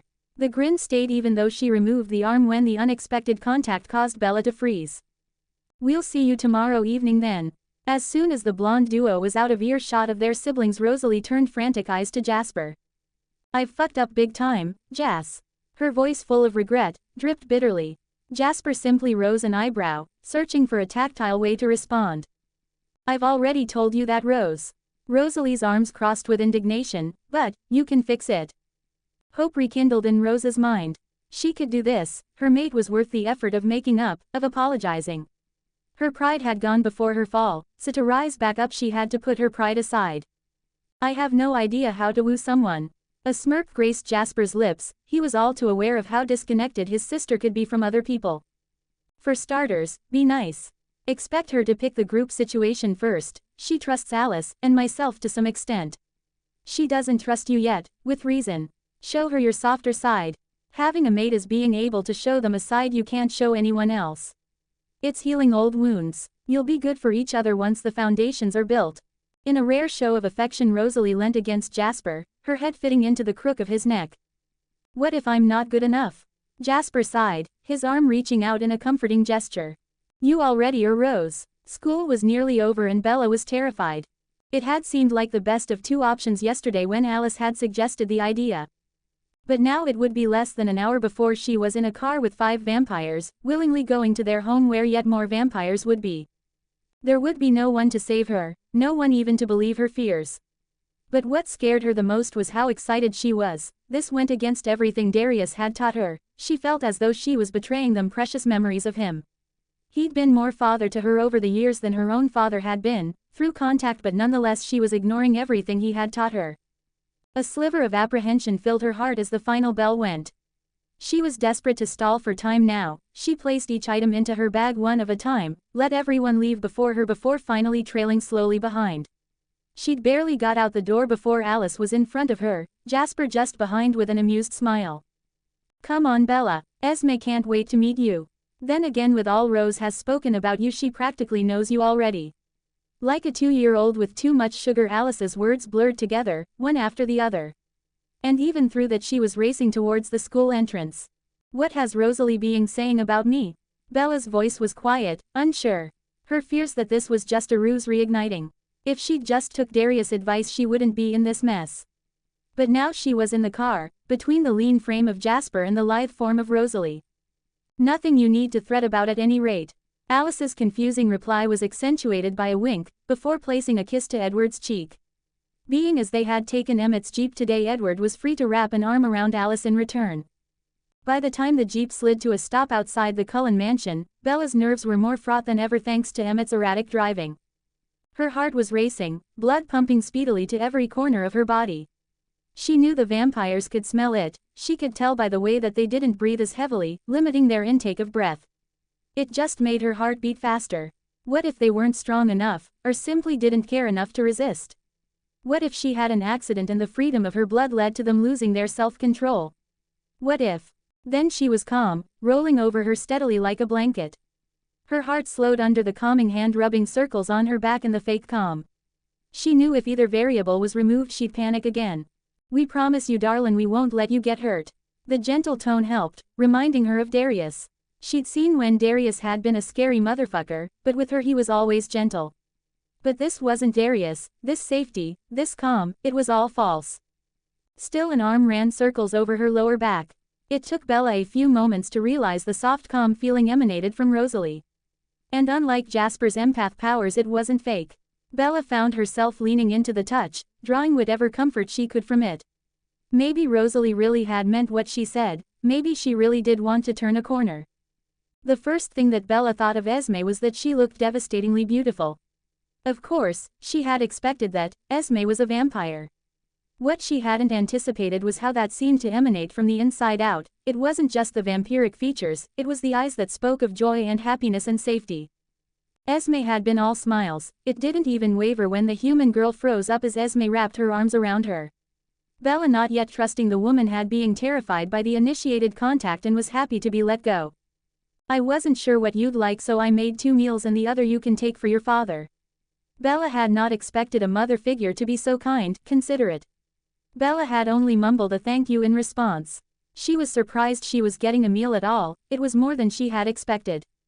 With that small, awkward interaction, Esme had returned to the kitchen whilst Bella was dragged away to the lounge by the force that was Alice. See Bella, I told you she was excited to meet you.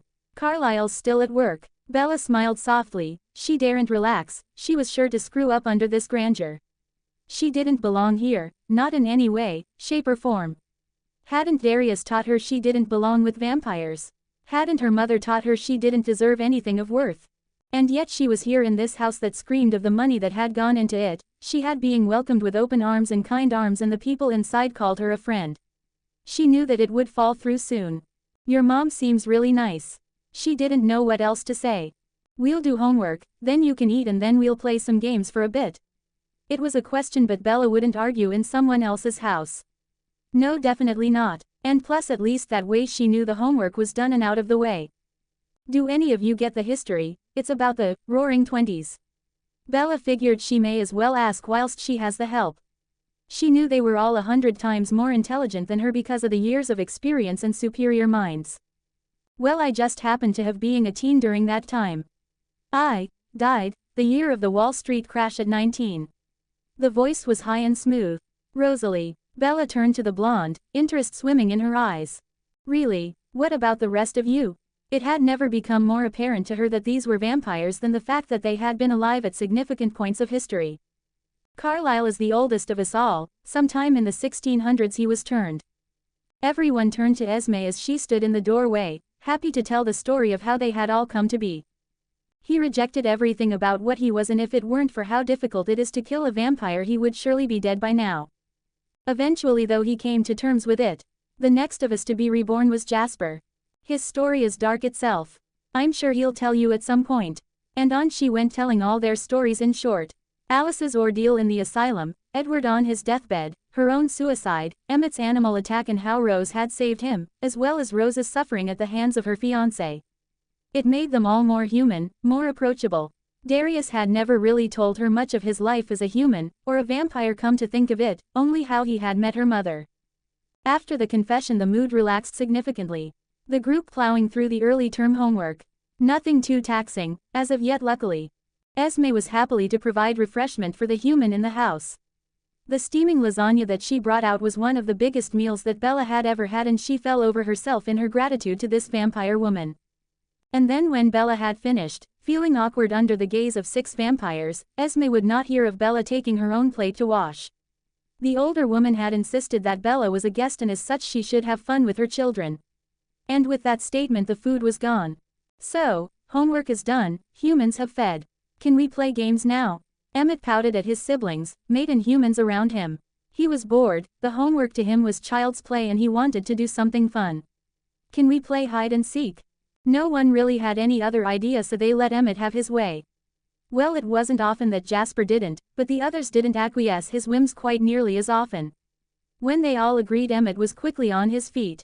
Eddie, you're it. Count to 10 because we're not all vamp speed here, okay? Edward nodded, though he didn't look pleased at the nickname, and with that Emmett was off. Closely followed by Alice and seconds later the other 3. Bella had no idea where to go. She didn't want to intrude onto this house that wasn't hers, but she didn't want to lose. She raced through the shiny halls, the numbers steadily rising, spurring her on. She didn't know where she could go where her humanness would not give her away straight away. She had to calm her breathing. God, Edward was already on 8. She only had 2 seconds. And that's when it all came crashing down. Literally, she knew she didn't belong. Her desperation made her unaware. She raced through hall after hall, looking for somewhere. She just didn't judge how close she was properly. Her side propels into the stand, the statue atop it wobbles once, twice. Maybe it will stay. Then again, and before she can stop it, it's crashing to the floor, the crystal structure falling apart. A high-pitched tinkle filled the room as marble connected with the vase. And all she can do is watch in horror, waiting for someone to notice, to judge, to punish. Just standing there watching the mess she had created did not make anything easier. She could still see her mother in the back of her mind, reminding her of what a mess she is. She could still feel the sting of her mother's hand as she condemned her daughter for innocent mistakes. The high-pitched sound had brought the whole house to a standstill. Everyone had heard the sharp sound and shock had frozen them to the spot they were in. It was intrusive to their senses as they weren't used to such loud, sharp sounds. But slowly surely sense had returned to them, one by one. They remembered there was a human and worry filled them in case she had got hurt. Esme was closest to the incident, the noise most grating on her superior senses, and as such she was first to react. In 1 second she was from the kitchen and in the fray of the storm. In all her years Esme had never seen a human look so afraid and lost, especially over something so simple. She started to reach out a tentative hand before drawing it back to her side. She didn't want to startle the human anymore. She didn't want to do more harm than good. Instead she moved around so her face was in Bella's line of sight, her feet crunching almost eerily through crushed crystal. "Bella sweetie, look at me." Bella looked up from under her hair, eyes dark with fear. She wasn't seeing Esme, she was seeing her own mother. The hair was similar, dark and shoulder length, framing pretty features. And the eyes, they weren't the same color but they had the same kindness in them that Renee had when Bella was young. Them eyes were the ones she had loved right up to the day before hell started, a day when she was only 10 years old. She knew how quickly that look could change. "I'm sorry." Esme smiled softly. "It's okay, we'll clean it up, just step away so you don't cut yourself." And she held a hand out for Bella to take. A hand that was quickly misconstrued. Panic flared like a fire in the young girl's eyes. Fear ran like a tranquilizer through Bella, momentary paralysis causing the girl to drop to the floor. She knew she had been bad, but she didn't want mommy to hurt her. Hands pushed backwards like spiders, pale skin pushing into sharp crystal, blood blooming at the points. The tiny pain didn't register, she just kept going, scrambling away from a scene only in her mind. Then there was a wall. Hard, cold, mocking behind her back. There was nowhere left to escape. But still her mother kept advancing, a knife, an iron, a belt, her bare hand, getting closer, closer, closer. Hands rising over her head, protect, hide, shut her eyes, and shut it out. But why can she still see it all so vividly? "I'm sorry. Please, I'm sorry. Maybe mommy will stop." She didn't mean it. But no, it didn't work. Mommy still kept coming. "Mommy, it hurts. Stop, mommy, please." The belt had descended now, skin turning black and blue. And then a scream, like boiling water had been poured straight onto skin, piercing the air. But then there was warmth on her arms, gently shaking, not punishing. There was a voice too but Bella couldn't hear it, she couldn't see her mother's face anymore, but the pain was still there, especially in her hands. Her breath came out in short, raspy pants, slowly reality returning. The cold but strong hands drawing her back from the demons in her mind. The voice warm, calm yet worried was a balm. "Bella, come back. Your mom's not here. No one will hurt you." Esme's need to help this clearly broken child had overridden her desire for the luscious red pools on the palms of the human. When Bella had first scrambled away at the outstretched hand she had been stupefied, not quite sure how to react. Then when the blood had punctuated the air she had to take every measure within her to calm, to decide whether to fight or flight against the temptation it faced. Then that heart-breaking scream had rung out loud and true, making the vampire's decision for her. She could resist, she had to help Bella. And that's how she found herself knelt down beside the human, voice and expression trained to display only peace. Bella followed the voice, the cool safety, every anchor she could find to reality. Her breath wasn't completely regulated but it was no longer so desperately difficult that she felt like she could pass out at any moment. She looked up into golden eyes, They no longer reminded her of her mother, now they reminded her of the friends she had made. They reminded her of Alice, happy and bright, of Jasper, quiet but comforting, of Emmett, a mess of boisterousness, of Edward, collected and always calm, and of Rosalie, prettiest of them all and kinder than she appeared. Then she realized she was safe. The vampires, despite everything Darius had taught her, would protect her. "That's it, Bella, calm down, calm down." And even though the words could easily be construed as patronizing, they actually helped. Bella was actually calming down. She focused on them vampiric eyes, the creatures that had always been family whenever she had came across them. Now those arms were running up and down Bella's arms, the gentle friction calming the shaken human further. Bella hadn't had a flashback before, she hadn't felt anything so debilitating than this all-consuming fear. She had seen her mother in the vampire woman, that connection still making her wary. "Do you want to go to the office, Bella? Carlisle's back, he can patch up your hands." At Esme's words, Bella brought her hands up in front of her face, her chocolate eyes watching the rivulets of crimson creating beautifully twisted patterns on the exposed surface. Unnoticeably, Esme leaned back slightly, away from beautiful temptation. She understood the girl's morbid curiosity, but already the delicious scent was grating on Esme. "I've caused this, why haven't you punished me?" The question seemingly came out of thin air. Esme was abruptly brought out of her struggle. She no longer had to focus so intensely on the sweet, sweet blood. Because it was an accident, they happen. Esme meant her words. With Emmett she had learned to take things being broken as normal. As long as she had her family intact, she did not care which material items were broken. She would burn everything she owned just to save any one of her family. They were just there for show. "You remind me of my mom.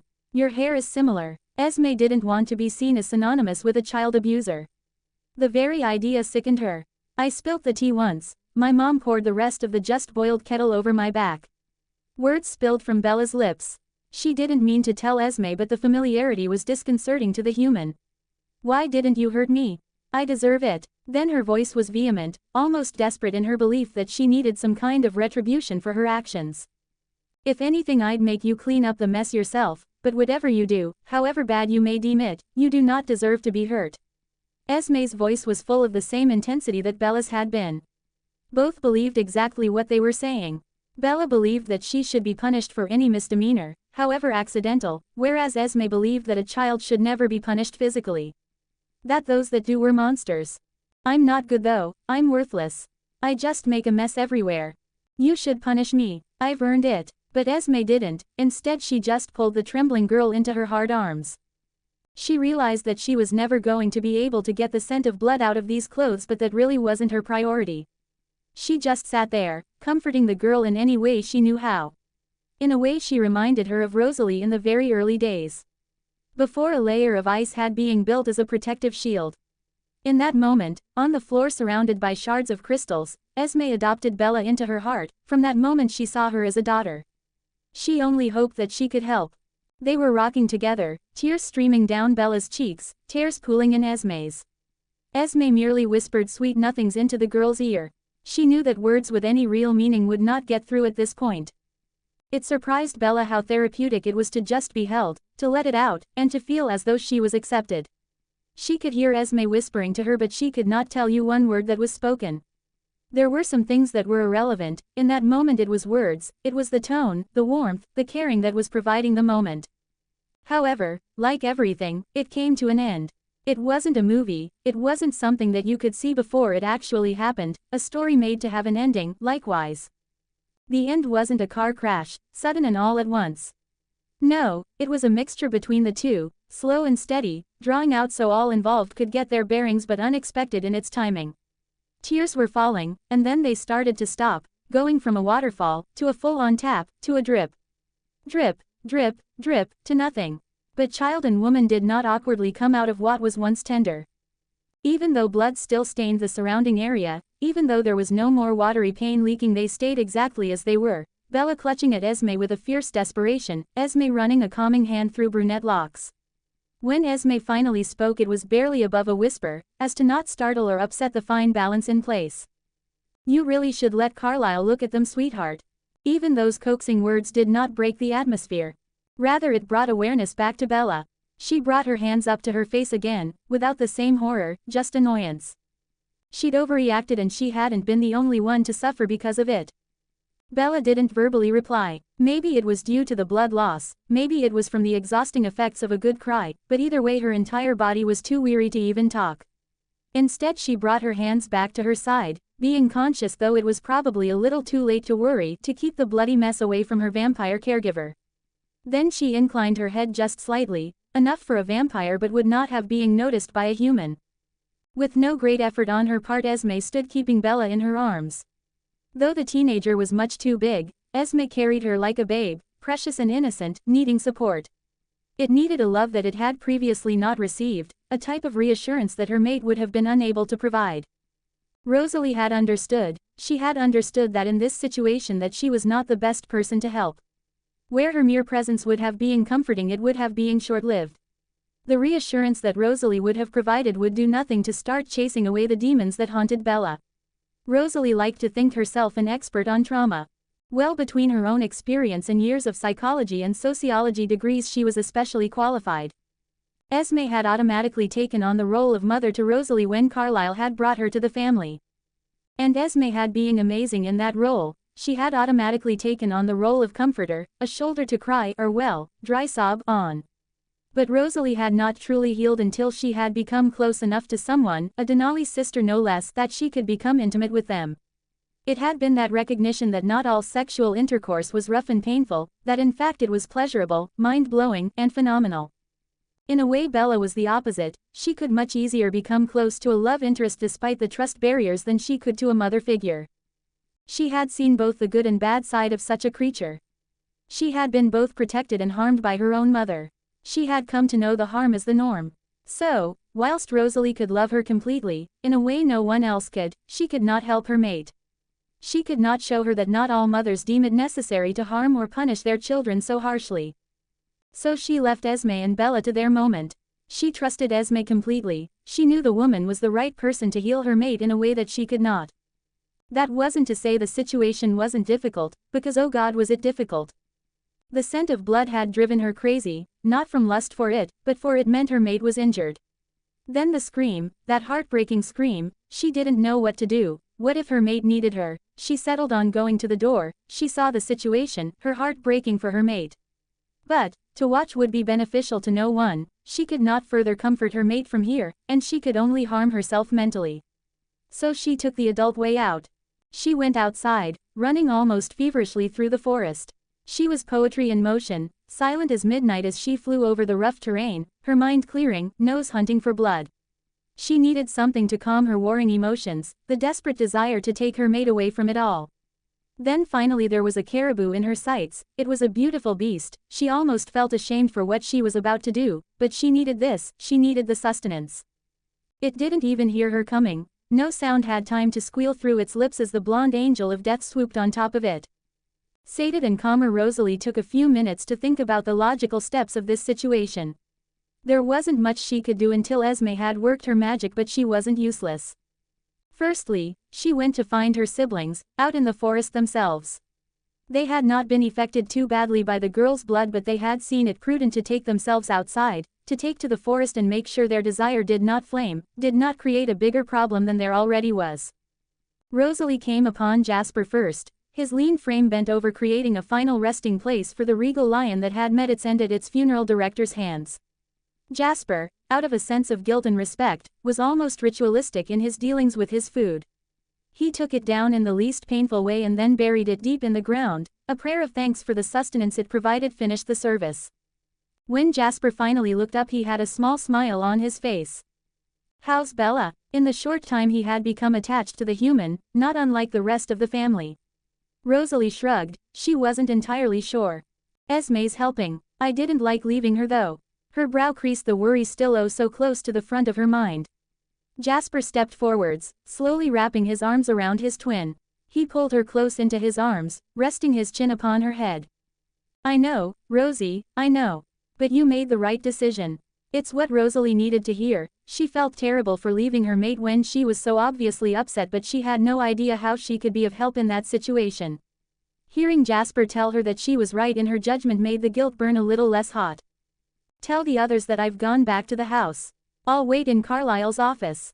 Jasper nodded and let his sister go, watching her run back through canopy in which she had not long come. Next on Rosalie's list of slightly useful things to do so I don't feel guilty was to call Charlie. She had noticed that the light was drawing in, night overtaking the light of day. If he were a good father he would soon start to worry as to why his daughter was not home. If anything, with her background that worry should be more pronounced. "Hello, Chief Swan, can I help you?" It was a strange thing to think but she could not hear any of her Bella in the older male's gruff voice.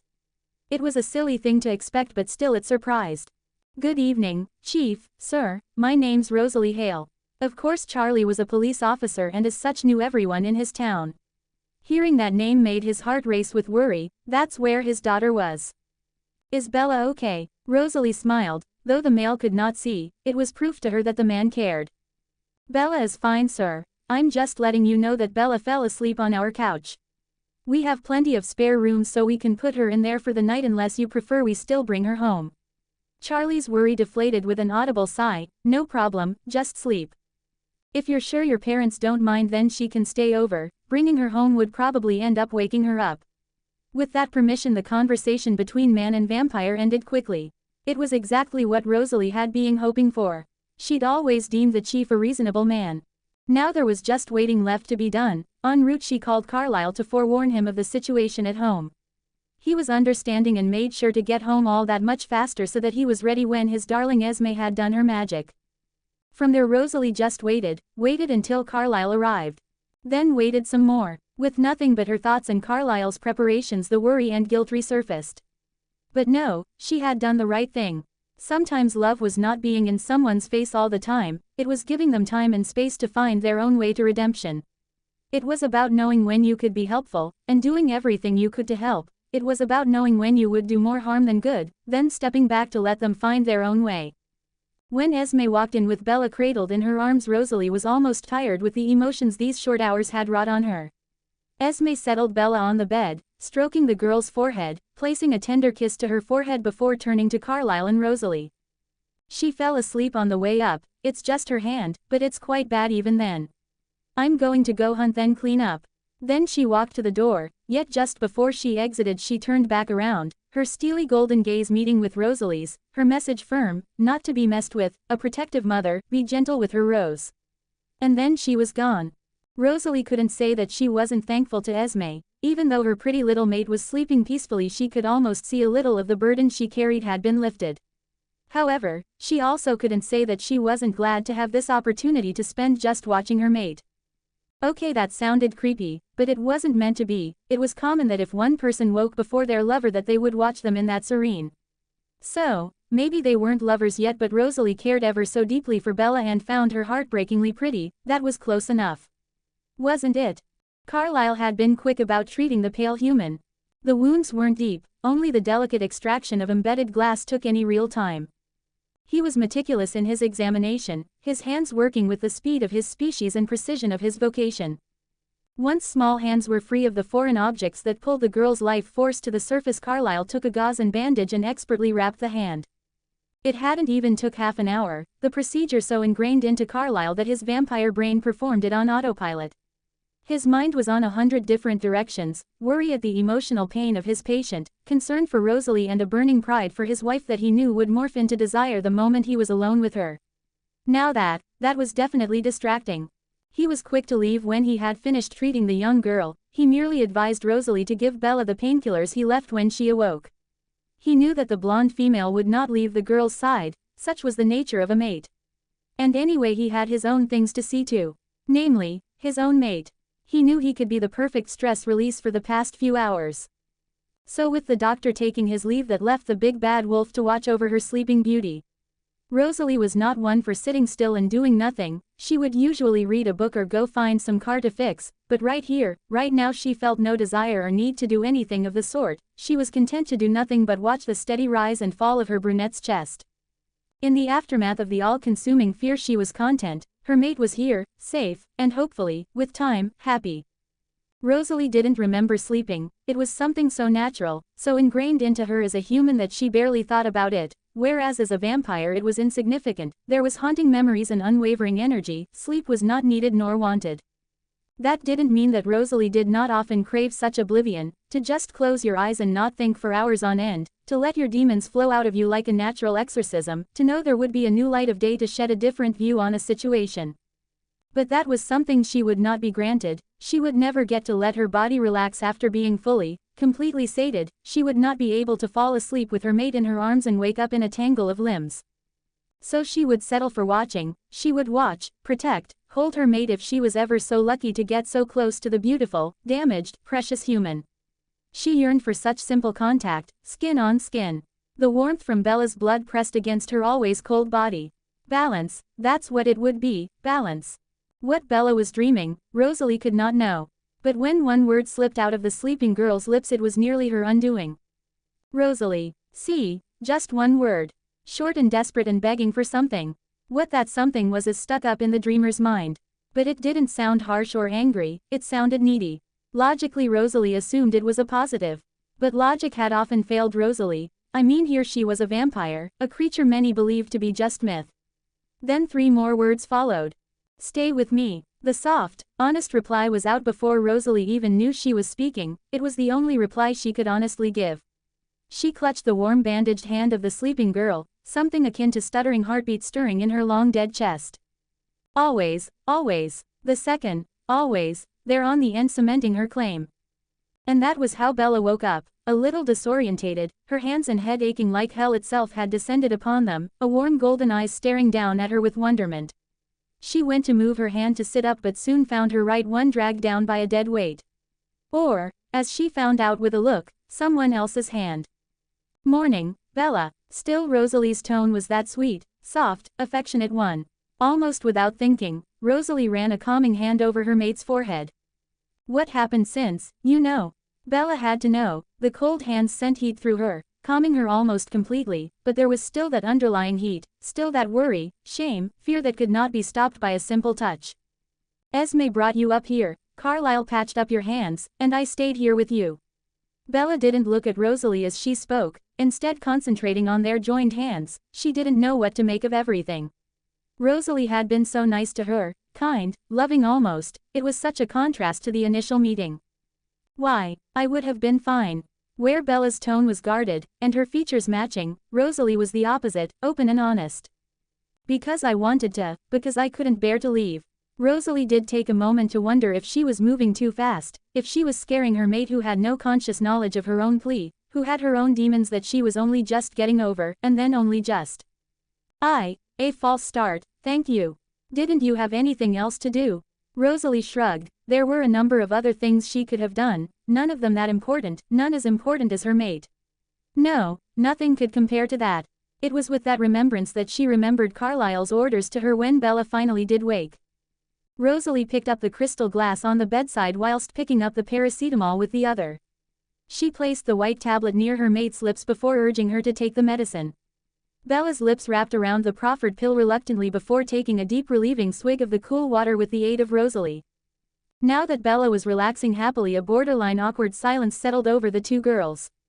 Is Esme okay? It was something that had settled in Bella's conscience since she had had time to think about it. It couldn't have been easy on the woman, carrying someone pouring out her biggest temptation. Rosalie smiled softly at the question, at how caring her mate was despite the house of cards life had handed her.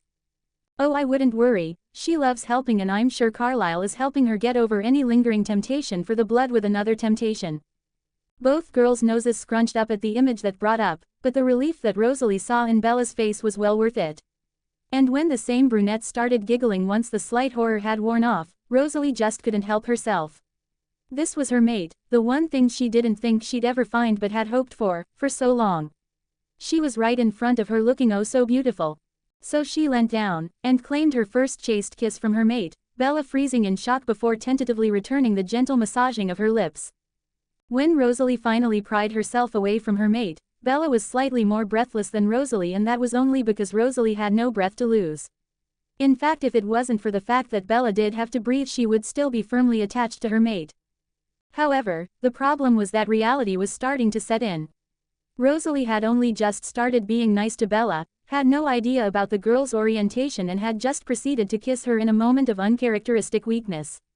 What if Bella went on to reject her, Decided that it was just a moment, that she didn't like Rosalie or couldn't truly believe her for past crimes. What if she'd lost her mate by being too forward? Bella was not much better. Her bandaged hands rose to her lips, her eyes flitting to the admittedly gorgeous blonde beside her. What on earth had just happened? She was pretty sure that one Rosalie Hale had just kissed her, but she must be imagining that, delirious after her accident. But what did it mean if she really had kissed her? If it wasn't some crazy hallucination? What would someone that crazy gorgeous want with plain, average Bella? What did you do that for? Bella's voice shook violently with shock and maybe a little pleasure. Rosalie looked at the girl lying in the bed before her, wondering if she should tell the truth. Because of wanted to for a while, I got angry at you that first day because I was jealous that there was someone more beautiful than me, and then the day that I finally swallowed what little pride I had and apologized, I realized you were my mate. And I know you're probably not ready, or can't forgive me, but you were just so tempting but she didn't finish the sentence, her words trailed off, her head dipping. If there was blood running through her veins it would have risen to the surface. Rosalie was not one for exposing her emotions, she kept them behind an icy wall that was practically impenetrable. I'm sorry, came the reply, I'm sorry I'm your mate, you deserve something better, less broken. This sad reply made Rosalie's head snap straight up, a fierceness that she saved for protecting her loved ones burning in her golden eyes. Her cold hands reached up and encased delicate cheeks. I can cope with broken, you're mine and I want no other, I was attracted to you before I knew you were my mate. I want to be at your side, I want to help you fix yourself, because people love you, your dad loves you, Alice and Jasper love you, Emmett and Edward care, Esme considers you one of her own, Carlisle cares, you're not alone. Rosalie's thumb stroked the cheek beneath softly as she pressed home her message. Bella noticed that Rosalie didn't include herself in the list of people who cared about her or loved her. For some reason that hurt a lot. She didn't want to know the answer, but she had to ask, she had to know, so taking a deep, unsteady breath. What about you? Do you care? Her voice was barely above a whisper, vulnerability lacing every syllable. She was almost certain that rejection was to come, how could it not be? I love you, and I want you. I won't let you go unless you ask me to. A light fired in Bella's eyes. She knew that she was probably going into this too fast, that her mother was right and she was unworthy, but she couldn't resist what the opportunity was here. She couldn't resist the blonde before her. She'd never felt this enamored, or enamored at all for that matter. She forgot all the horrible things her mum had done, she forgot every warning from Darius about vampires, and she could barely remember her name for that matter. So, much like Rosalie, in a mindless moment of strength she hauled herself up and quickly touched her lips to the stony ones above her. It was nothing like she'd imagine a kiss to be, the lips were colder and smoother, perfection if ever she had felt it. At first Rosalie was unyielding, sitting stonily in her complete shock, but then in a moment of all-consuming elation her lips moved against the ones touching hers, a slow dance that brought about a peace that settled in her bones. This was what she had waited her whole life, dead and undead, for. This is what she'd survived through all the suffering for. This one perfect moment and, if she got her way, 1,000 more afterwards. Can I take up that offer of a picnic maybe now? The question was tentative and mischievous, a light Bella hadn't felt since Darius left, entering her bones, her soul, her mind. It was the start of something new, beautiful and all-consuming. The next week passed awkwardly at best. Being mates didn't solve everything, it just made the journey worth it, it made every passing day worth it. Despite the stifling awkwardness between blonde and brunette, neither could wait for whatever the next time they could talk or sit or something together. So, naturally, by the time the picnic date arrived both females were considerably nervous and excited. Rosalie was one for always looking flawless, accentuating every ounce of beauty her creature inheritance gave her. But today it was important, she was impressing her life mate. Proving her worthiness in a small way. Luckily she had Alice to provide a calm word. Bella herself wasn't much better. She wasn't one for clothes, she'd gone so long with barely any clothes to her name, let alone something fancy for a date. She was a major failure. What on earth had she been thinking when she'd been so open and suggested the date? Rosalie deserved better than her with all her past and plain features. She couldn't do it. She'd been relatively fine when they were just talking, she'd been elated after those 2 perfect kisses, this was something completely different though, this was a date. Just her and Rosalie and a romantic setting, no distractions. Rosalie would focus on Bella and realize she didn't like what she saw. Her mother had drilled it into her enough times that she was worthless, a disaster that would just upset everyone around her. She couldn't turn her down now, it was too late to go back. She'd face it, she knew that at any rate Rosalie would not be physical in her rejection. It was a small mercy. Neither girl was calm as Rosalie arrived in her Bugatti at Bella's house. Rosalie couldn't decide if she was happy or not to see the police cruiser missing from the drive. On one hand, she wouldn't have to lie about the nature of her relationship with the chief's daughter, however she also couldn't start making that good impression that would hopefully ease his reaction. When Bella walked out the door, Rosalie's nerves melted away. She had worked herself up and it was just her mate. Her Bella, who was calm, and shy, and maybe a little broken yet was still immeasurably kind. She'd got on a sweet blue summer dress, her dark hair pulled up into a high ponytail with not 1 ounce of makeup. She looked phenomenal, if not a little sick. Rosalie's smile was true and wide as she opened the door to her car, welcoming her Bella to the car. Finally Bella's smile inched warily onto her face. How could it not when Rosalie was looking at her like that? As if Bella was wonderful, the only one in the world that Rosalie wanted to look at, with a smile so wide it could split her lips. Gorgeous was an inadequate adjective. And that first date, in the woods, with fireflies dancing around their heads as they gorged on a meal prepared by Esme, was perfect. And similarly the ending had been perfect. A simple kiss that said it all. There was no going back from now on. Both had accepted the bond and couldn't ask for more. Yes, it was a wonderful, wonderful feeling that was the start of the rest of their lives. It was weird how one moment could change everything. It had being one kiss that had led to acceptance between the two mates. They had had the picnic and then gone from strength to strength in their relationship. It was a very rare day that the Cullens did not have Bella round or that Rosalie, often with a couple of her siblings, were round at the Swan household. It was strange how so much exposure could lead to a certain desensitization towards a thing or person. Yes, as time had gone along the Cullens had become increasingly able to cope with Bella's tempting blood. They no longer had to leave every few hours. She had even fell over and accidentally cut herself one night. Of course it wasn't completely idyllic, life and family never was. They had a number of arguments, some petty, some a lot more serious. But they got over them eventually, usually with a lot of cajoling from others. Bella and Rosalie's relationship had been awkward for a long time. The feeling was there, but they were both weighed down heavily by their own doubts and insecurities regarding their inferiority. They had kissed on a number of occasions but neither had been comfortable to go any further. But that was okay, there wasn't always a need to be physical straight away as long as they were comfortable with each other in general. Esme had made it her life's mission to prove to her new daughter, because that was what Bella had quickly become, what a mother's love really should be like, and though the doubt and hurt and the anger of her mother's treatment still burned deeply, Bella was slowly learning to let Esme in. It was a regular day that it happened.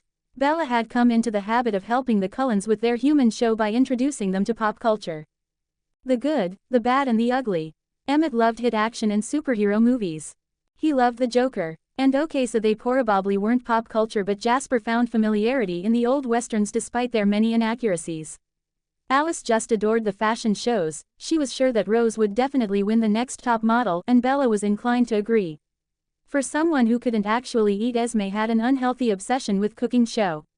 Bella and Charlie definitely didn't complain though, as they were often the testers for Esme's masterpieces. Carlisle and Edward loved finding the classical shows on YouTube, a passion they both shared. Rosalie loved watching the soaps, surprising enough. She loved the complete dramatization of lives that were generally pretty mundane. So today was one of those days where Bella introduced them to something new. It was their everyday evening habit now. Esme had cooked some popcorn just for Bella. Coke was in the plastic cups usually used at drinks dispensers. So Bella didn't feel left out and awkward. Each of the vampires had their own cup, but the liquid inside definitely wasn't Coke. At first Bella had been a bit wary, but as she had become closer and closer to the family she had gotten over her aversion. They were all sat on their respective couches in pairs. Well, Edward sat in Carlisle's favorite armchair with Alice curled up in his lap like a cat, making her look all the smaller.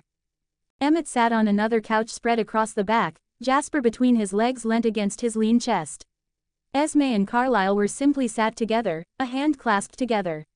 Rosalie was sat, a tender smile on her face that had become increasingly more characteristic as the months had passed. Bella was sat comfortably under her lover's arm, happy with where she was at, the TV remote in her hand. "Oh wise human, what magic of the world do you have for us now?" Bella stuck her tongue out at Emmett's gentle teasing before turning the TV on. The opening tunes of Grease came out. "Today I introduce you to the wonderful musical. I love Grease. The message is really bad but it's rather cute. So the movie played, Bella singing along with some of her more favorite songs like Hopelessly Devoted to You, and Worst Things I Could Do. The Cullens were mildly amused by the lyrics and spontaneous singing. It was near the end of the film that it happened. It was the start of You're the One That I Want. Danny had just said the iconic line about his multiplying chills when the bell went. Bella automatically paused the film to make sure they hadn't imagined the noise. It rang again and the family all turned to their leader, looking for guidance from Carlisle. Were we expecting anyone, dear? Carlisle shook his head and stood swiftly. Probably just the girl guides selling cookies, but I'll go check it out. So they had all stood going to see just exactly who was interrupting their Friday night ritual. Carlisle led them, Esme beside him, a hand placed on the curve of his back. Then the others followed, Edward placing Alice just ever so slightly behind him, both Emmett and Jasper coiled ready to face a potential threat yet with their hands clasped. Then there was Bella and Rosalie, Rosalie looking worried whilst her mate, who was clinging to her back, simply looked curious. Carlisle opened the door and shot a worried look back at their resident human as he was met with two pairs unfamiliar red eyes. Carlisle was going to answer when someone else answered, confused and a little worried because there were human drinkers present around a human. What are you doing here? Is something wrong? It's only about a week until we were going to meet anyway. But the honey voice was usurped by a shocked gasp, a scrambling of human limbs. She could have passed for a vampire in that moment, the others simply too stunned to stop her as she flung herself at the male at their door, her arms wrapped around his neck as she buried her face in the crook of his neck. Darius. Her voice was a perfect mixture of hope and confusion as the male and his female companion looked on fondly. Kudos to those that guessed the person right. So Darius is here, unfortunately that means the story is slowly coming to an end. He was no longer sure he had done the right thing, running away because the Volturi had found out. It had been a delicate operation faking his and Char's death so they could escape. But running away had meant not being able to see Bella, the adorable little girl that he had raised despite her not being biologically his. He buried his head in her neck as she threw herself at him, her warmth pleasant and dreadfully missed. He forgot that he'd come for a surprise visit to his brother, he forgot that his family was there because this girl in his arms, so much bigger than the last time he'd seen her, was his family. Peter, or Darius or whatever his name was, looked up at the questioning tone. What? Came his overly defensive reply, you know I love surprise. Bella still clung to him, his cheeky smile diminishing as he could only imagine the effect his leaving had had on his little sprite. Jasper's tone became icy as he replied. Don't you dare, what? Us? You turn up, uninvited, might I add, and Bella is calling you a name completely different to the one I know you by. Get inside and explain. Peter, usually the one always making a bad joke in a sad time, but now his past mistakes seemed very real. I honestly thought I was doing the right thing. If the Volturi didn't know who they were, they'd be safe. Jasper, apart from you and Char, Bella and Renee are the only thing that meant anything to me, the only things I had that were truly worth protecting. Jasper narrowed his eyes at his old brother but moved aside to let him in. Rosalie looked split on what she should do. On one hand, this was her mate, clinging desperately to another person. She didn't like it, but she also knew from what Bella had called this man that she had no romantic threat from the man. She settled on keeping as close as possible to her mate but letting her reacquaint with the long-lost family member. Jasper sighed as they re-entered the living room, the TV still set to a freeze frame of Danny knelt before a leather-clad Sandy. I suppose I should do some introductions before we explain. This is Peter Whitlock and his sister Charlotte. My brother and sister from the war. The Cullens nodded at the guests but still looked infinitely wary of the newcomers. This Peter, Char, is my mate Emmett, our surrogate parents Esme and Carlisle, our siblings Alice and Edward who are mates, then Rosalie. He paused before the last. And apparently you already know Bella, Rosalie's mate. Peter looked sharply up at this, between the blonde who had been hovering suspiciously closely and his girl in his arms. God, he really had missed so much. How did Bells come to be with you? Rosalie snarled at this. You have no right, absolutely no right. You gave up the right when you walked out of Bella's life without so much as a, fuck you. A lot has changed. I won't stop Bella from getting reacquainted with you, but I can tell you now a lot has changed. Peter bowed his head. He was only getting what he deserved. He sighed, placed a tender kiss on the top of Bella's head and sat her back with her mate. You're right. Then his attention diverted completely to Bella. I owe you the truth, boo. I met your mom just after she left your father, you were barely a week old. Your father hadn't really done anything wrong apart from be a workaholic, but your mother couldn't cope with that. She was getting cabin fever from the small town, so she left. So, I met her one day in a cafe. I was pretending to nurse a coffee and she'd come in with you strapped to her front. You were crying something terrible, reckon you missed your pa. She couldn't calm you down, so I suggested she try a method my mom always used on Char in the 1800s, it never failed. It didn't this time either. He smiled in memory. So we kept bumping into each other, and then one thing led to another. I loved your mom, but the laws of my society was too ingrained in me to risk everything for a woman. But I couldn't leave you. You were the closest I would ever get to a child. It was one of the things I hated about this existence. So I stayed and I raised you, letting your mother do as she pleased with her days whilst I looked after you. Then his grin fell. You were 12 when I got the call from Garrett. Somehow the Volturi had a rumor and they were looking for any truth. I felt everything crash in front of my eyes. Every dream I had of terrorizing your first boyfriend. He looked at Bella, who looked comfortable if not curious in Rosalie's arms, our girlfriend. Of seeing you off to prom, of walking you down the aisle, of your first child. It all died in that terrifying moment. I wasn't afraid for myself. I'd been in a war, faced death every day despite being supposedly immortal. It was you. I've told you so many times about the Volturi, I couldn't let them get to you. Peter reached out, placing his hand earnestly in his. It was a masterpiece, but I managed to fake my death, made it look like the Volturi's doing. I'd protected you. I couldn't see you again, but I'd protected you. The amount of times Char had to hold me back, to stop me from checking on you, to stop me from undoing all that I already had. His eyes watered, yet there was no tears to cry. Bella had no such defenses and she shamelessly sobbed. Crawling out of Rosalie's lap, she crawled once again towards Peter. She looked up at him with those big chocolate yes that he had found so hard to say no to. Is your name really Peter? Peter nodded. Yes, it had being protection at the time. He had never expected to stay, especially not for 11.5 years. Yes, Boo, you remember that story I used to tell you, of Peter, Jasper and Charlotte in the Vampire War? That was me, your Auntie Char and Jasper over there. Bella looked surprised at this, more that she hadn't connected the dots than the truth of the situation. How did you end up with the Cullens anyway? Peter was genuinely curious about this. He thought he had sufficiently warned Bella against other vampires. Then again, this vampire was her mate in the extended family. Bella froze at the question, the things that led to her being in forks swimming through her head. Rosalie practically felt the stress from her mate, so ran a comforting hand down her back. It's your story, tell it in your own time, or not at all. It's your choice. Bella smiled gratefully at Rose but shook her head. My dad Charlie lived here. They really helped me at a time when I was really low. She sent a mock glare at Rosalie, after knocking me down a peg themselves too. I think it was Jasper who approached me first. Someone's preaching making me more than a little skittish. I'm sure you were already rightfully skittish without recognizing us for what we were. Came Edward's sardonic voice. What do you mean by rightfully? Peter held Bella steadily, looking into her eyes. They seemed so different now. Something swam behind her eyes, something dark and sad, that hadn't been there before he had left. After you died, or left apparently, Mom was angry and sad. We both missed you so much. Mom blamed me for your death. Bella stopped there, she just couldn't articulate what she was trying to say. Oh Boo, it wasn't your fault, it was the Volturi, believing they have a right over the whole vampiric world. Your mom shouldn't have blamed you. It was Jasper who spoke up next. I think saying that she blamed Bella is a bit of an understatement. I mean, I've blamed you for a lot of things over the years, things worse than just one death. Peter froze, a deep foreboding entering his soul. Jasper was never so gentle, not with him at least. Their rough and tumble ways were what defined them. It was just the way they worked. Boo, what happened? You're not telling me everything. Bella froze. Now that she was faced with it, she just couldn't say anything.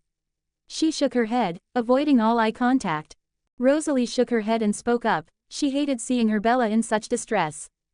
Bella, it's okay. Just show him and we'll explain for you. She placed her hand on her mate's arm, stroking softly. Bella nodded and got off Peter, turning her back to him. She bowed her head in shame and rose her top. There was a multitude of scars, the one from the burning iron the angriest. Peter felt his world come to the stop. He closed his eyes, once, twice, again hoping that the image burned in his mind would disappear. That marred skin would be unblemished apart from that dolphin-shaped birthmark on her shoulder. But no, it remained. He fell to his knees, reaching forwards tracing that terrible mark, a sound somewhere between a whimper and a growl escaping from him. He thought he had been doing the right thing but he was no longer so sure. Leave a review. How'd you enjoy it? I'm sorry but I love Peter and Charlotte. I hate I had to make them not mates for my story to work but needs must. Would any of you be interested in a few one-shots from Peter's life? Feel free to send me any suggestions of any one-shots you want connected to this story from other characters and whatnot. Music suggestion is Still That Girl by Britt Nicole. It's often that little bit of faith I need when I'm feeling down. This was worse, in a way, than the nightmares he'd had of the Volturi coming, restraining him and making him watch as they slowly tore apart Bella. But he had escaped, ignoring his long-dead heart screaming at him to take the girl with him, to set up and change his name, a new identity and hide with her. But he hadn't wanted to subject her to a life on the run. He'd fucked up. He never thought Renee would be capable of it. I mean, he knew that the woman hadn't cared for her daughter as she should. It was more like how you would care for a friend's child. But this was terrible, inhumane. A deep rage boiled up within him, at the woman who had done this to his child, and at himself for leaving her there to be subjected to that. He couldn't look any longer, so he dropped the t-shirt back down, the marks gone from his vision but never from his mind. He sent a look to Charlotte, his sister and closest confidant. It was a look that was filled with revenge, a look that told them that Renee's days on this earth were numbered. Charlotte nodded back, message received and understood. She wasn't as close to Bella as Peter, but just the principle of the matter made her boil with fury herself. It was disgusting how a mother could do this to her own child. Bella didn't turn back around. She felt a deep burning shame. She was weak. Despite how she had been raised, she was a weak disappointment. You have nothing to be ashamed of, Bella. We've told you this 1,000 times. Jasper's deep voice was both soothing and reprimanding all at once.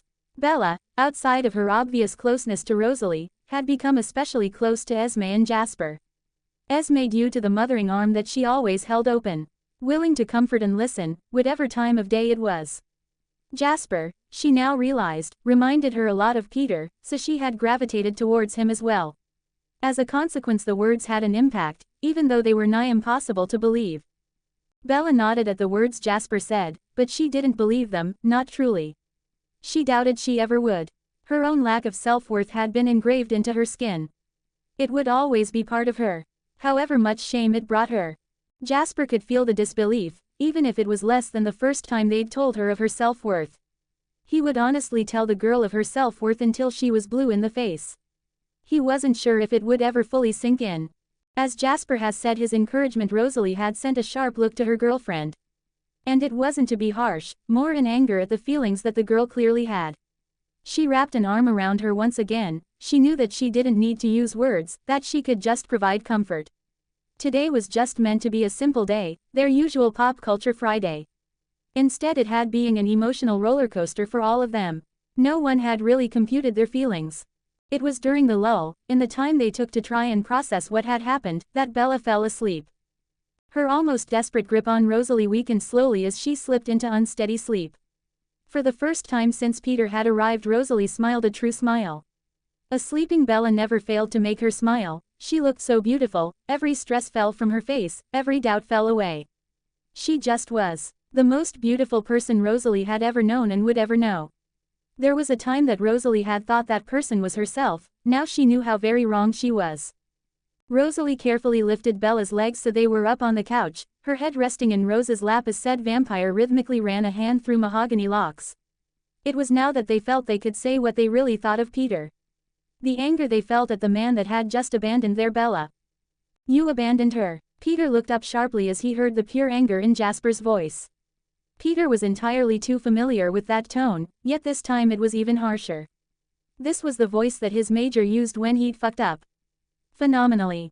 He could always tell the difference between the little fuck-ups and the big ones, because when it was a little one they would just fight it out. Then they would kiss and make up, for lack of a better word. In those times it was just anger. But then there was the bigger screw-ups of his life. Of course the anger would be there. Jasper, though generally calm, had a terrible temper when it came to. But it wasn't just anger, there would be disappointment and betrayal in his voice. Those things had 10 times the effect on Peter than his and Jasper's fights. He met the golden eyes of his longest friend, one of 3 people he would trust with his life. He saw the emotions practically burning through him. He had to look away. The only way it could be worse would be if it was Bella looking at him in such a way. He was lucky she hadn't. She had just been grateful to see him. Even despite everything she had been through. He didn't deserve her. Then again he'd known that from the start. From the first time he'd seen her as a tiny babe. I thought I was doing the right thing. His voice was pained, his mind flashing to the marks that littered his booze back. He saw the mind reader flinch with his recollection. He hated it. He hated himself. You could have faked your death but just left her a sign. Peter was getting angry himself. I thought they'd kill her. I wasn't thinking straight. I thought it would save her. I didn't think Renee would be so dastardly. I've never found a mate. She was the thing I have always loved most. Since I laid eyes on her, she has being the most important thing. The Volturi knew and I thought they'd kill her. Jasper, Major, I was terrified. Peter wanted to shout, maybe even cry. He couldn't shout though without waking Bella, and he couldn't cry because he was a vampire. Why didn't you call me? This time it was Jasper talking of his own hurt. It festered in his heart as he knew his brother had kept something so monumental from him. What happened to no secrets? What happened to even in the worst situations? Maybe I could have helped. Maybe we could have saved her. He didn't know which hurt him most, the fact that his brother, his captain, didn't come to him, or the fact that if he had then maybe, just maybe they could have saved Bella. He would have cared about the second thing at first, he would have known the girl, but she was Rose's mate, Peter's stepdaughter. She was destined to be part of their family. Peter had told Char, but he hadn't told him. Emmett was sat with him still, his jokes uncharacteristically missing as he rubbed soothing circles in his mate's leg. They all felt the subdued atmosphere but they knew that it was probably hardest on Jasper and Rosalie of all the family. They could only provide comfort. They were a unit. Jasper could feel Peter's guilt, his remorse. And in a way he could understand. It was just still too raw. He would forgive him in time, he always would. By the time they had finished though Rosalie had had time to acknowledge her anger and she was seething. As she saw the acceptance on Jasper's face it boiled over, and the growl she let out was positively feral. As the title suggests, this is the final chapter. I'm sorry guys but I just felt like I was forcing it so I'd rather leave it where I was happy. Peter hadn't expected the attack. Maybe it was because he had underestimated the blonde, maybe because he had thought her completely focused on Bella, maybe because he had being too focused on Jasper. Whatever the reason, the attack was unprecedented and he flew quickly into the wall. A blonde blur following quickly behind him, her dainty hand pinning his neck into the dry wall. Her face was distorted into a feral growl. It was a strange expression, one that both increased and deteriorated her beauty all at once. He'll forgive you, Bella already has. But don't think for a second I will forgive you for this. You might not have inflicted any physical pain on her. But you left her to that monster. You let her believe you died. And for that I will never forgive you. And then she walked back to the settee. As if she had never even left it, she resumed her stroking, the fell of her mate under her skin calming her like nothing ever had before. Peter breathed heavily despite how unnecessary the action was. He knew he deserved the girl's anger. He'd more than half deserved it. In fact it helped ease his burden. They should be angry with him, what he'd done was unforgivable. He'd earned it and he accepted it. He was just thankful she hadn't decided to rip his head off. Thank you for doing a better job of looking after her than I did. Of keeping her safe. It's all that I can ask that she's happy despite how I fucked up. The Cullens nodded as a collective. She may not be a vampire but she was part of their coven. Peter coming back hadn't factored on their radar but it had happened. It had happened and they'd cope. Despite any ill feeling they held toward the man and his sister they would follow Bella's lead. If she accepted him then they'd be cordial, if she rejected him though the 7 circles of hell would descend upon him. So no, everything wasn't perfect, it never would be. That just wasn't the nature of life. But they would muddle through. Because they were family, because the greatest bond of love held them securely together. They would be kin forever. So do you love it? Are you gonna miss it? I sure am. Leave me a review. I felt like this was the right place to leave this but if anybody is interested I'd love to do some companion one-shots from the past and future. If you're not interested in that though I'll just leave it here. I can never thank you all enough for being here with me on this journey. It took me a while to finish, I was a little irregular on the updates, but this is one part of my teenage years I will look back on at some point with fondness and probably some cringing as my writing improves.